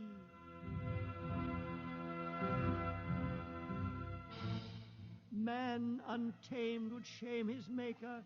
Man unruled would spoil the plan. So Jordan made the regulations, and order came to the works of man. A crew he created to work at their stations, scientists to guide the plan. Over them all he created captain, made him judge of the race of man. Thus it was in the golden age. These are the true words? As my father's father taught them. But what of the strange beast-like people on the upper levels of the ship? Surely Jordan did not create them. Jordan is perfect. All below him lack perfection. You have heard of the legend of Huff? I have heard that he mutinied against Jordan. Darkness swallowed the ways of virtue. Sin prevailed upon the ship. And before wisdom prevailed in the bodies of Huff and his followers were fed into the converter, some of the rebels escaped and lived to father the mutants. They are tainted with the sins of their fathers. Witness, one more question. Speak. What is the ship? The ship is a great sphere, 25 kilometers wide and 100 levels deep. I know that, but the upper levels. Regulations forbid us to venture into the upper levels, but it is said that beyond the levels of the mutants lies the forbidden place where Jordan's spirit prevails. So I've heard, yet something troubles me. All right, I think I have the experiment set up. We're going to start the circulating fan. What? What lies beyond the ship? This is heresy. Answer me. I will not permit such talk. We're going to make a profile. The ship is endless. Your mutterings are those of a frightened old man. They answer nothing. You question the word? I think I'm you gonna, lie. I'm gonna see if I can use. Yeah, I'll do that on the screen. What you have already said. I was kind of getting tired. You're so launched on the endless trip. You threaten me. Hugh, for Jordan's sake. Do you think I fear this dried fig of a man? Hugh! Sir, my friend is impetuous. He does not understand. I might be persuaded to forget a substantial gift. What? Hugh! Alan, come on. The sight of this so-called holy man offends me. You shall not eat. Don't try to frighten me with that gun, Oh, old man. oh, I warn oh! you, The put missing down piece of that the gun. experiment. Closer. Drop it. Very well then. Death to the heretic. Alan, get him. Indeed. Well, that changes things. He's not breathing. That changes things. That is I don't wonderful. know. Come on, Hugh. We've got to get out of here. Wunderbar. Wunderbar. Now where? We can't go back. They'd feed us into the converter. Very nice. I have to say, very Alarm. nice. That old woman must have turned it in. Come on, Alan. The patrol will be here in no time. Where can we go? Yes, where? The upper levels. No, the mutants. We'll have to take our chances. Come on, Alan. Let's go. Listen, that's the patrol. Come on, we've got to climb. There's a hatchway down the corridor. All right, quickly, quickly. Halt or we fire! Alan, up the ladder. Up. Come on, Alan. Come on.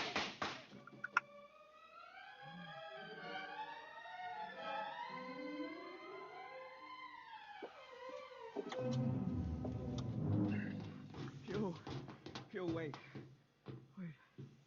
How far are we from the outside wall? Judging by the slope of the deck, about 2 miles. Alan, let's try this passageway here. You hadn't asked him that stupid question. Now, there's no use going over that. But why did you do it? I've been thinking about it for a long time. He began to give me those stupid, pat answers. And I just saw red, I guess.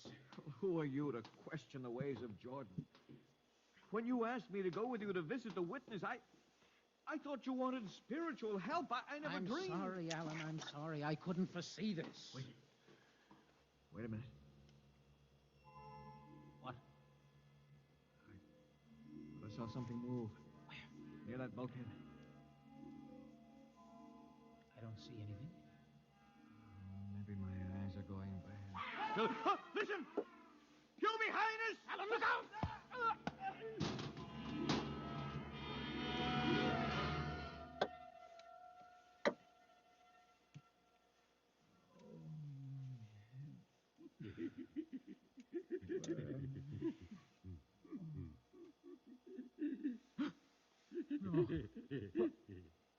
What are you? Put away that knife. Keep away from me, you. Interesting audio. Eh? Who are you? There we go. Forgive my friend Bobo. Like so many of my people, he's rather impetuous when members of the so-called super race are concerned. Who are you? What place is this? You can guess. From my leg. I'm a mutant. Mutant. Where is Alan? Your friend is dead. Dead? I was not Your able friend to is restrain dead. my people in time to save him. Why don't you destroy me and get it over with? We do not kill for pleasure, Mr. Hoyland. Only when necessary. You know my name? I read your identification tag. Who are you? Mutants can't read. My name is Gregory. Gregory? I'm a leader of my people. You see, although we are unfortunate in our heredity, Mr. Hoyland, many of us are quite intelligent. Why do you live like animals? We'd rather live like free animals than like regimented slaves, as you do. I've heard you practice cannibalism. Undoubtedly, you hear many things about us. You turn your head. Why? That monster. Okay, that makes our experiment even better. Bobo is an unfortunate. Very nicely Born better. without the power of speech. Much more representative. You've learned to live with Trace the difference. excited We about began to that. destroy our imperfects as you do on the lower levels. There would soon be no one left. It violates the regulations.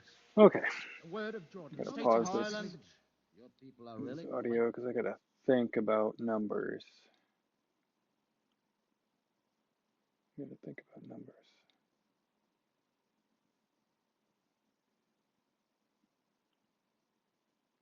Pull up some. Let's do some KSP.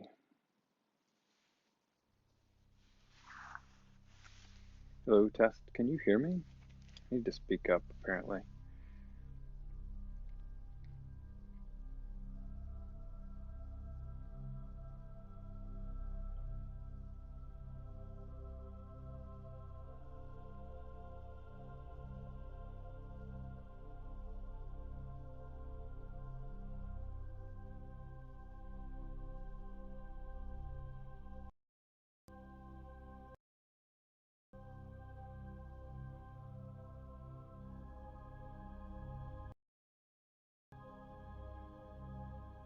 Hello, test.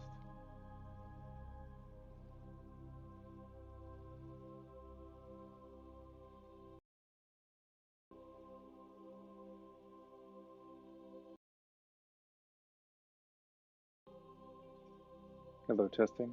Testing 1, 2. Hello, test. I guess auto game. Hello, testing. Test, test. Hello. I don't know. We'll figure the audio out better next time.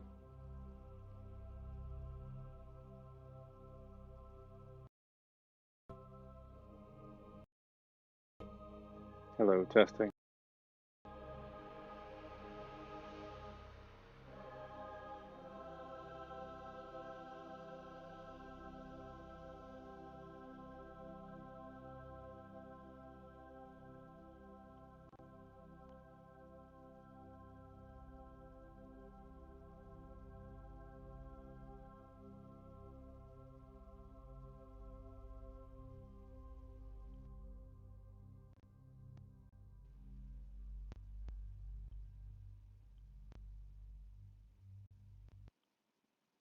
That's nice, VLC. I much appreciate the crackles.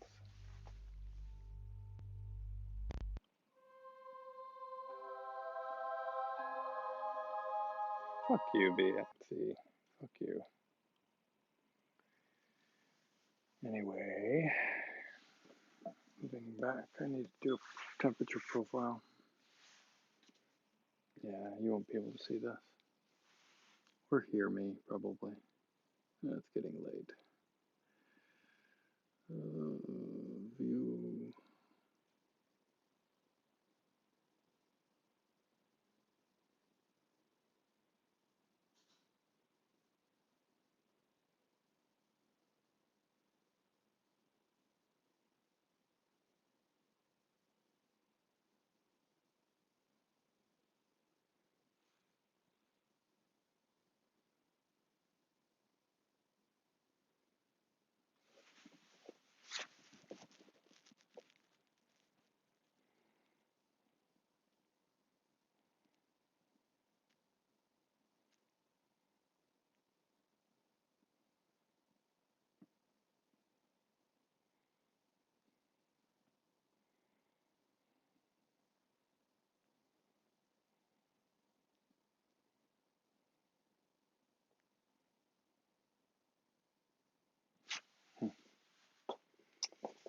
I'm trying to create a temperature profile for this overnight test. I don't know if you can actually see what I'm doing here. Probably not. But you can at least see me poking. You can at least see me poking. New profile. Feel free to say hello in the chat or the comments. Let me know what you're doing this late evening. View edit steps. So we want to soak, I guess. Wait for, no, not that. Soak for, soak means to hold a temperature. So soak for, I wanted to do, wait, we wanted to do room temperature.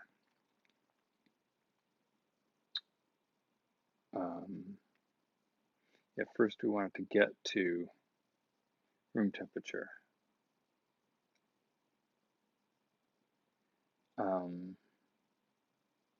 Ramp time, done.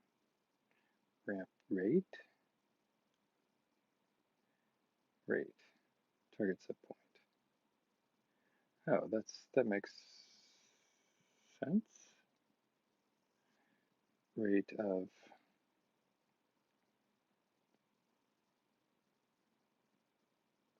we'll give it 2 degrees C per minute.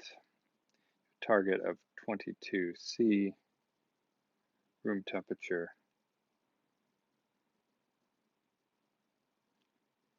And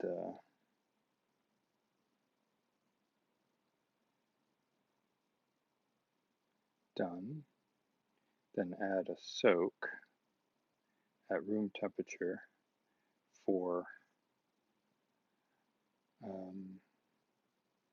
let's say 1 hour, and yeah, that's fine. Oh wait, do need to turn the power on. That's interesting. Unchanged. Power on. I think all of these have to have power on. Add step. Okay, so we soak for 1 hour. Now we're going to go down to ramp rate to a target set point of negative, go all the way to negative 40. Yeah. What the hell? Rate of 2 degrees per minute. Power on, done. Add step. Okay, so we've gotten to negative 40. Now we're going to soak for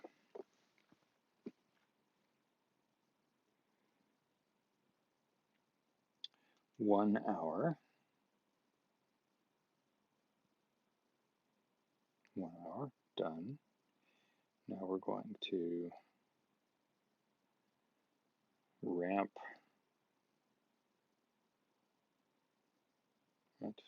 What's going on? Soak. What is this? Actions, edit step, ramp for an hour, or hold for an hour. Oh, I've been adding too many steps here. Delete step. Delete step.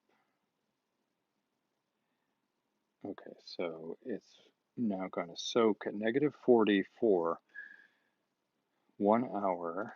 Is that right? No, you know what?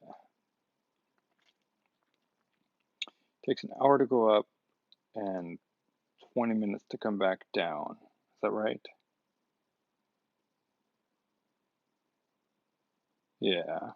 So actually we want to do a time, not a ramp rate on ascent. So we want to target negative 40 and okay, so we've got ramp time for 1 hour,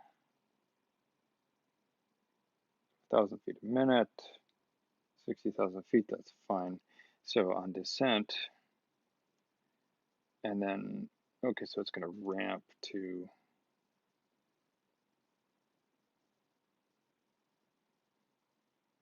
sorry, it's hard to do this without paper.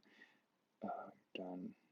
Okay, so ramping to negative 40, which means we're climbing. And then we hang here for 20 minutes. Soak, guaranteed soak, clear, enter, enter,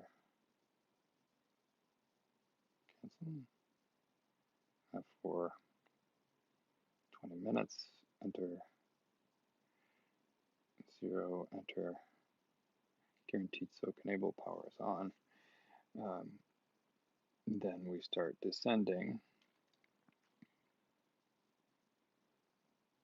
This should be ramp time. Target 22C. So we're going back to room temperature, and we're going to take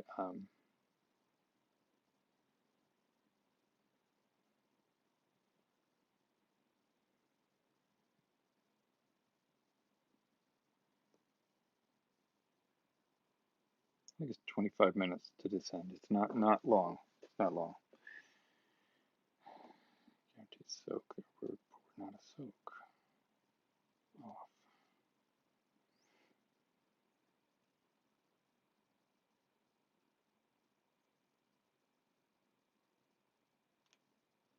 Done.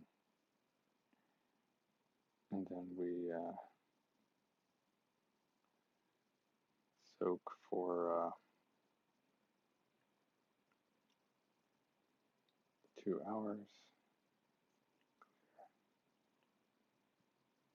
And we'll soak for 4 hours. 4 hours of soaking, 0 minutes, and power is on. And then we add one last one to shut the chamber off, which I did not know we could do last time. What do these mean?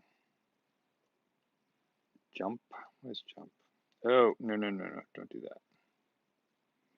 Let's jump back in the profile. End action loop 1. Off. What? What does that mean? User? Power off.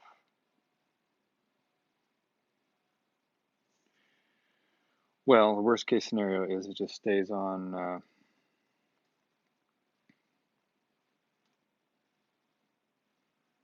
Just stays on.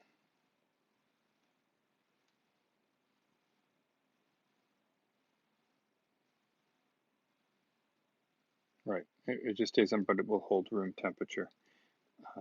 Worst case scenario. So, cool. Done. Profiles. Did I name that new? View edit details.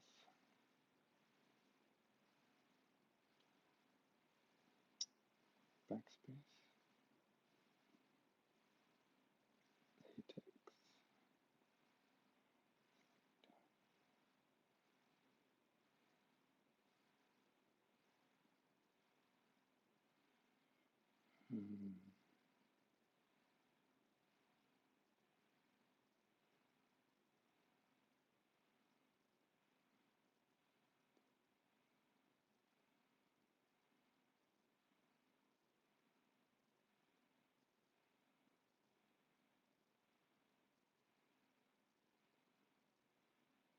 Run!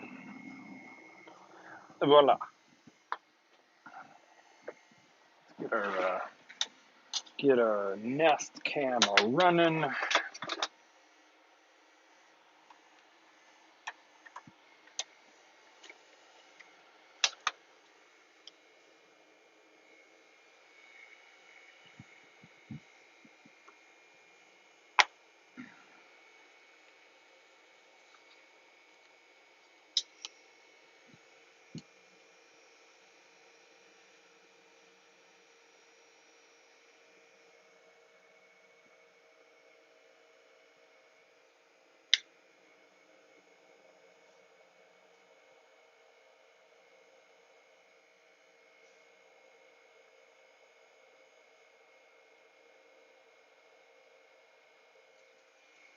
Okie dokie. Alrighty. She's holding at room temperature. I'll give you guys a little view here. 27C. That's too high. Why did it shut the compressor off? That's strange. It's still calling for cooling, as it should be since it's 27C in there.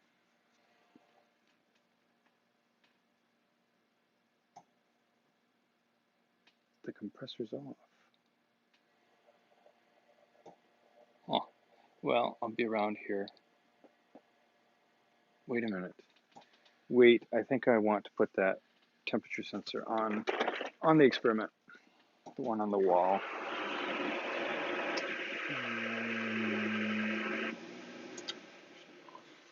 Un momento.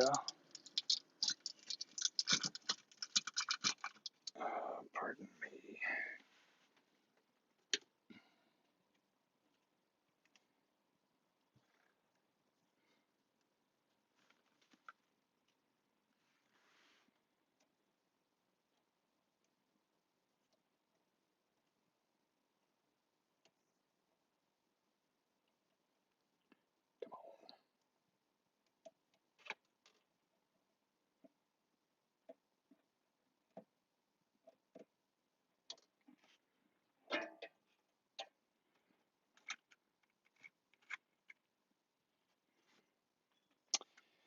It's really hard to get interesting data out of this. But,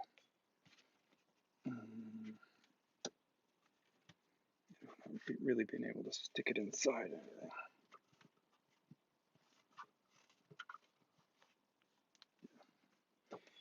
Do what we can with that.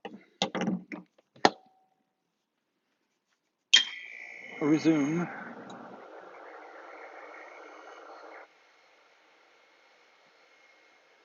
There we go.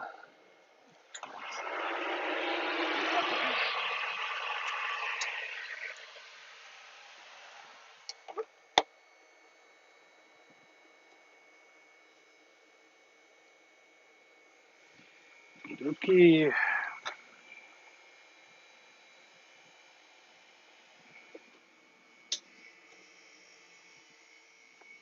See if I can access the old Nest Cam web page.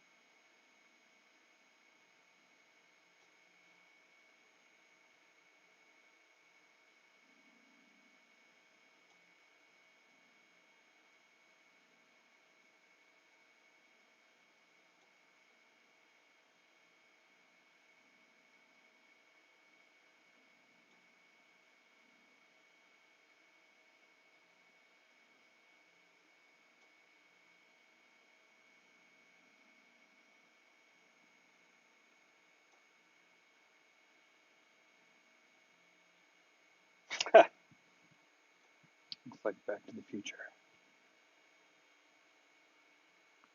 But it will do. It will do.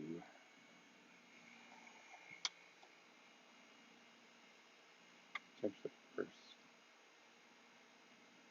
Leave the lights. We'll leave the lights on for you. There we go. Lovely. Lovely. Make sure the settings are good.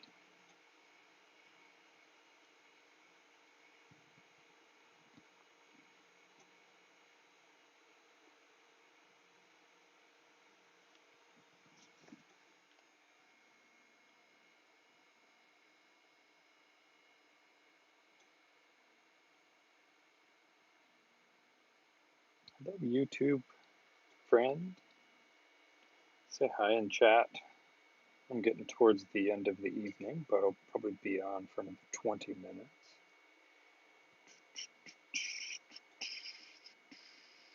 Sound off. Motion off, please.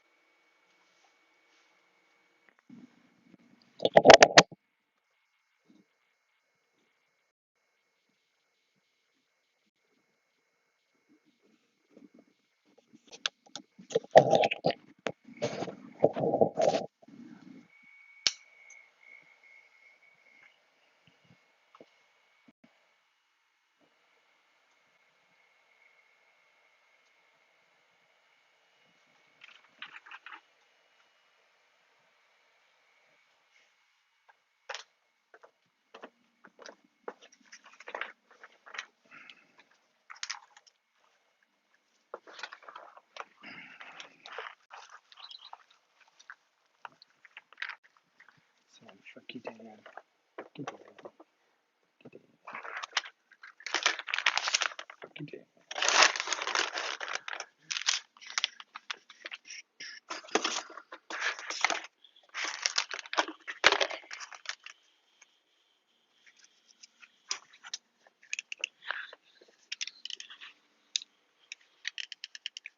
Sorry, I can't let you see what I'm doing here, so maybe I should just turn the stream off. But I'll let it run. I am here in the background. Ooh. Ooh. I was thinking ahead. Good Dan.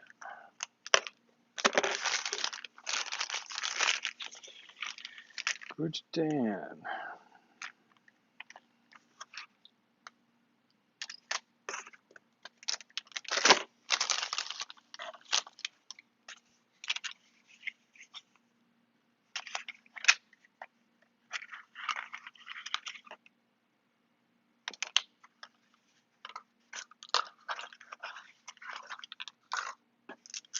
Well, hopefully that's the right gender. It would be nice. I think it is. Yeah, I'm sure it is. This will work great. Nice. Very nice.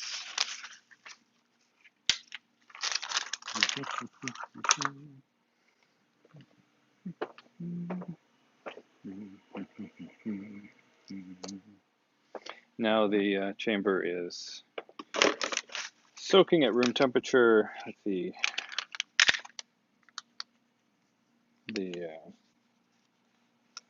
I should probably put these temperature sensors on there. I should figure them out in like 5 minutes.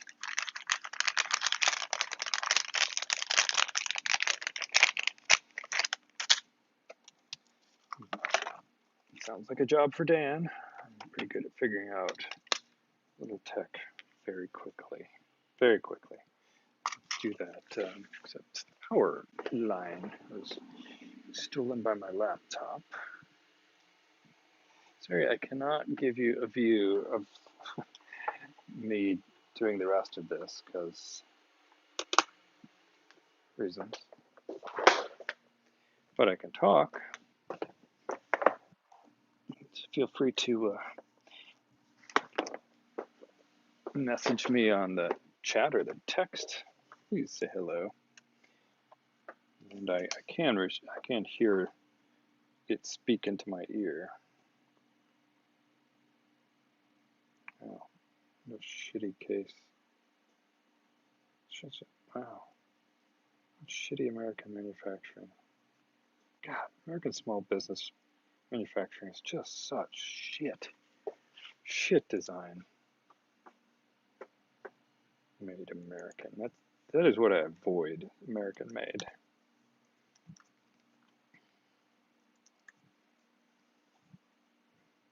Small businesses who try and take advantage of underpay all of their employees.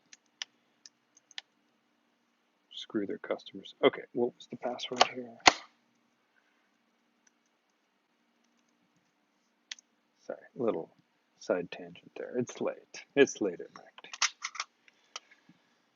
Okay, I'm trying to figure out how to run an I button real quick because I'd like to be out of here within the half hour. Maxim something software. I'll tell you, iButton's really never evolved one goddamn bit since their inception 20 some years ago, 25 years ago. Really disappointing. Maxim, bunch of lazy bastards. Okay, Maxim one button. One button, one wire viewer. Download. Windows only. Oh, of course.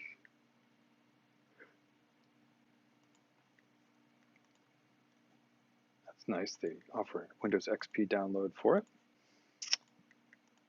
because it's fucking ancient software.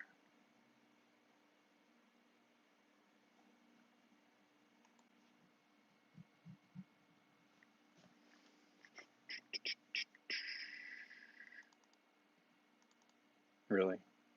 Drivers? That's all you're giving me? Okay.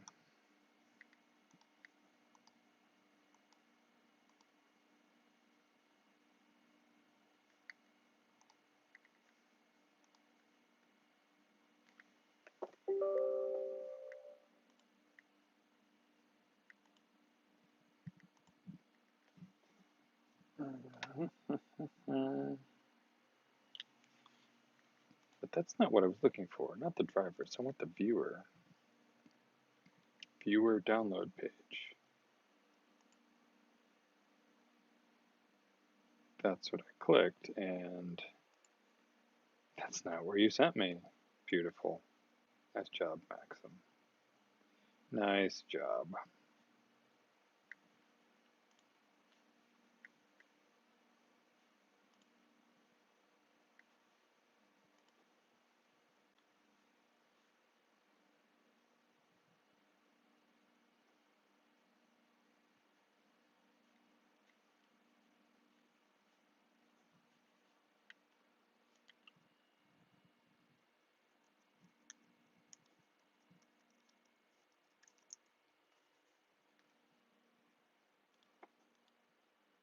Oh yeah.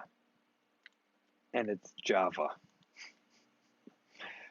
It just keeps getting better. Viewer. User's guide. Quick start guide. And no download. Maxim, you really don't want this product to succeed. Or you've got us over a barrel and Jesus.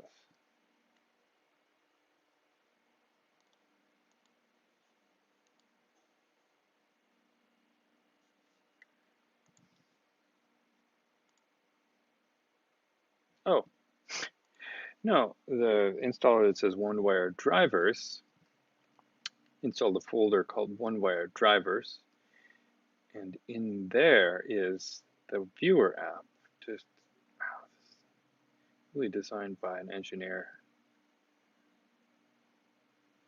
What does that mean? One-wire viewer jar and okay, let's plug it in. Hey, you're launched. I'm impressed. Didn't throw all kinds of Java errors. Did I put the right way in? How would I know? I don't know. Select port. Gives me a list of USB ports, 0 to 15. What is this thing?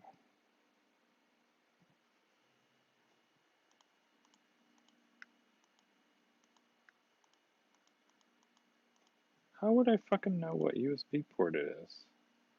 You're supposed to, like, find it yourself.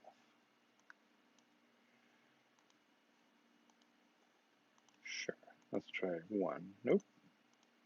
0. Nope. I mean, what even is this thing? Wow, this is just absolute crap.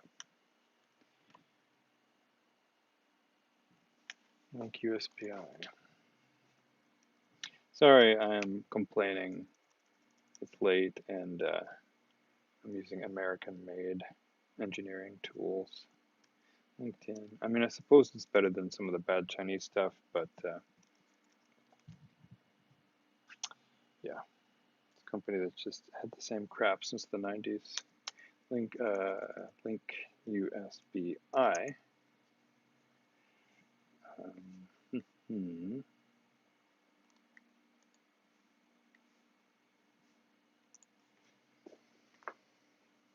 Hmm.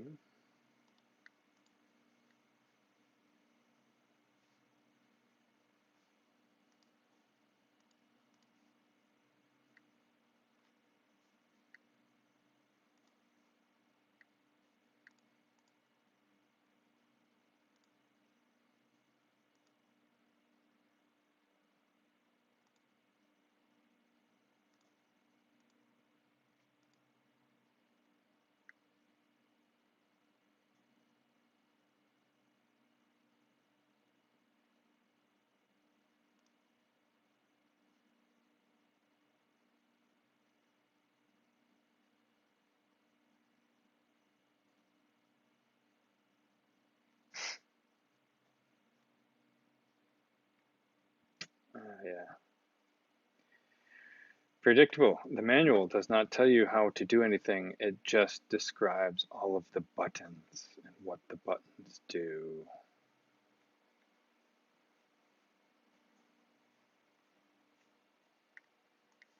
Nice. It's feeling like I'm not going to get out of here. Come on. Fuck.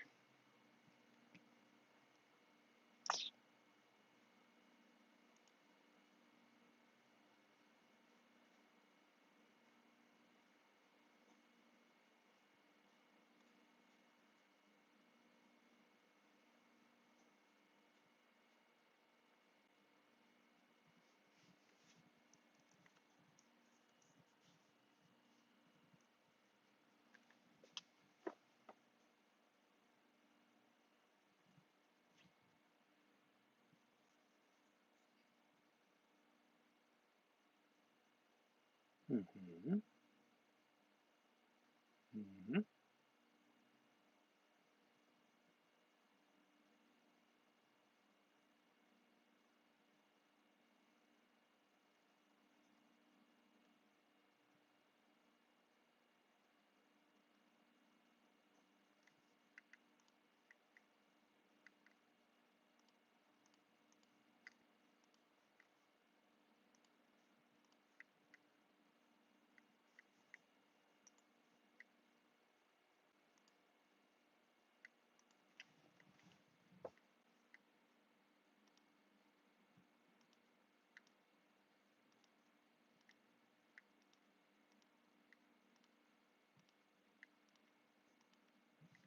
I don't even know what the fucking model number is.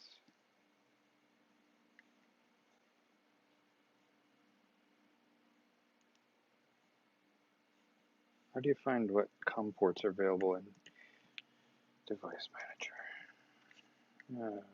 Getting cranky. COM ports.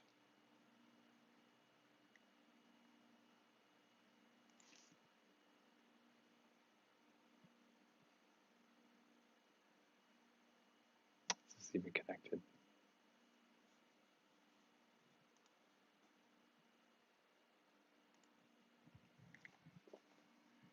I don't think it is. I think this might be a charging cable. Yeah. Yeah. Okay. Where's that other cable? I have to steal that from you little guy.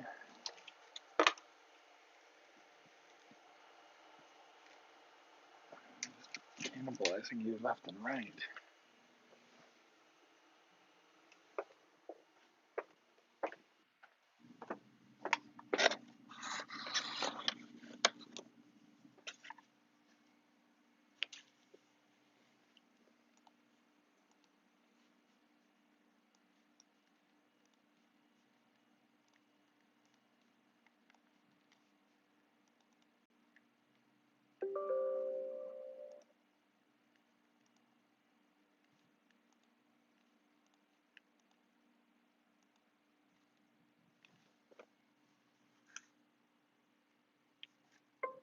There we go. Sounds more promising, doesn't it?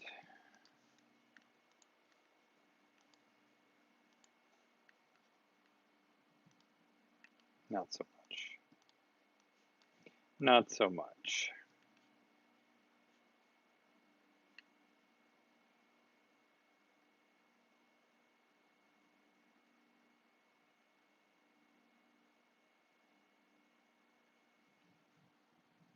I don't even know what the fuck the name of the adapter is.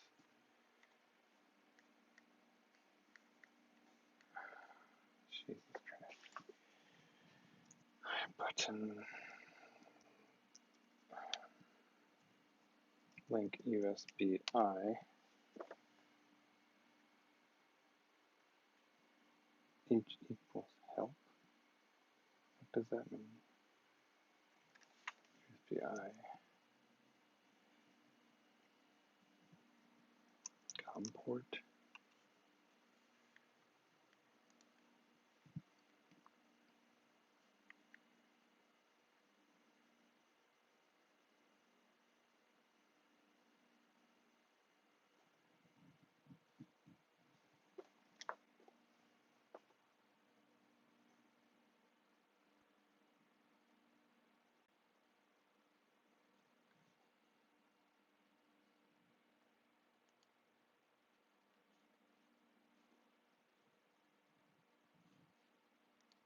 Device manager. COM and LPT. There we go. COM4. Huh. COM4. Hey, I think we got it. Whew. Very little patience at this time of the night. Okie dokie.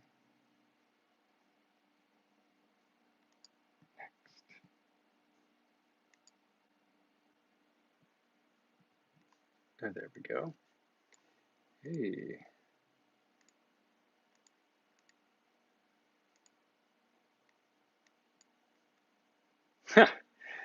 Thermocron. Temperature logger. Excellent. Clock. Sync. Memory. File. Thermocron. Celsius. Real-time temperature. Room temperature. Clock. File. Thermocron. Write file. Interesting.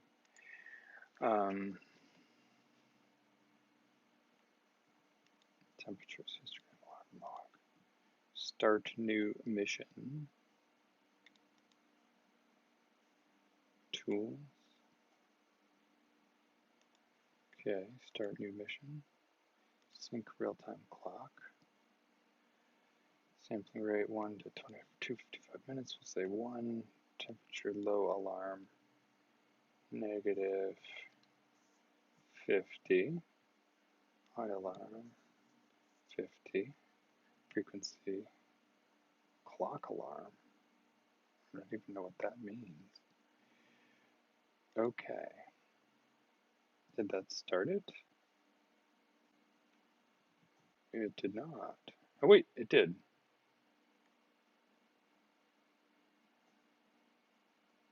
Cool. Ready to go. Do another one. Another one. I have to restart that whatchamacallit thingy.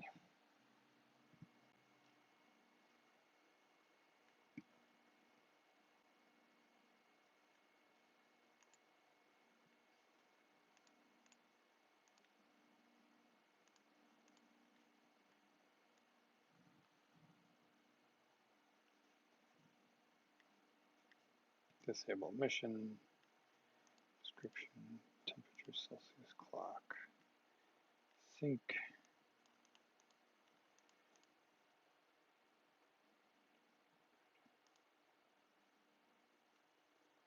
Memory. Refresh. File. Thermocron. Temperatures. That's interesting. How do we clear?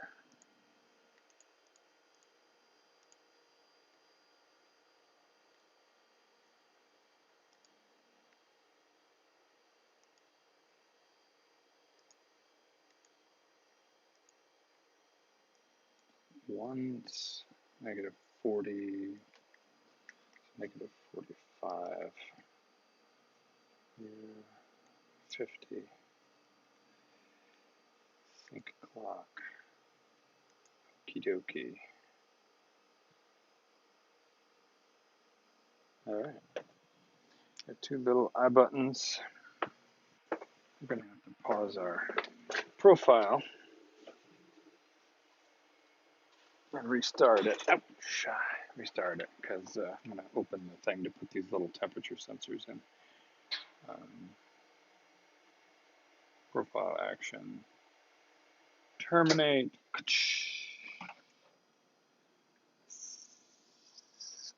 And we're gonna put one of these under here.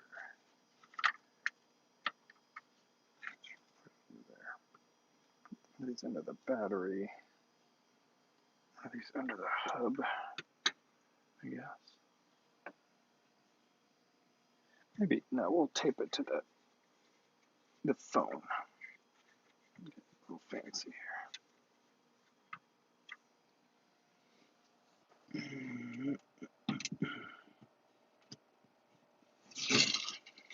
I'm not sure it's going to be of any use, but, you know, for practice. What the heck was that noise?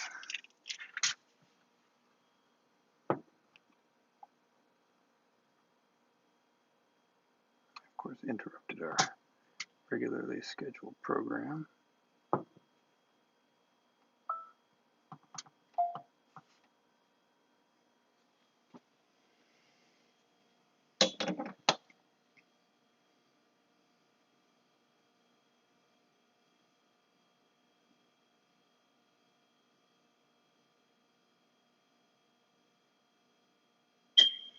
There we go.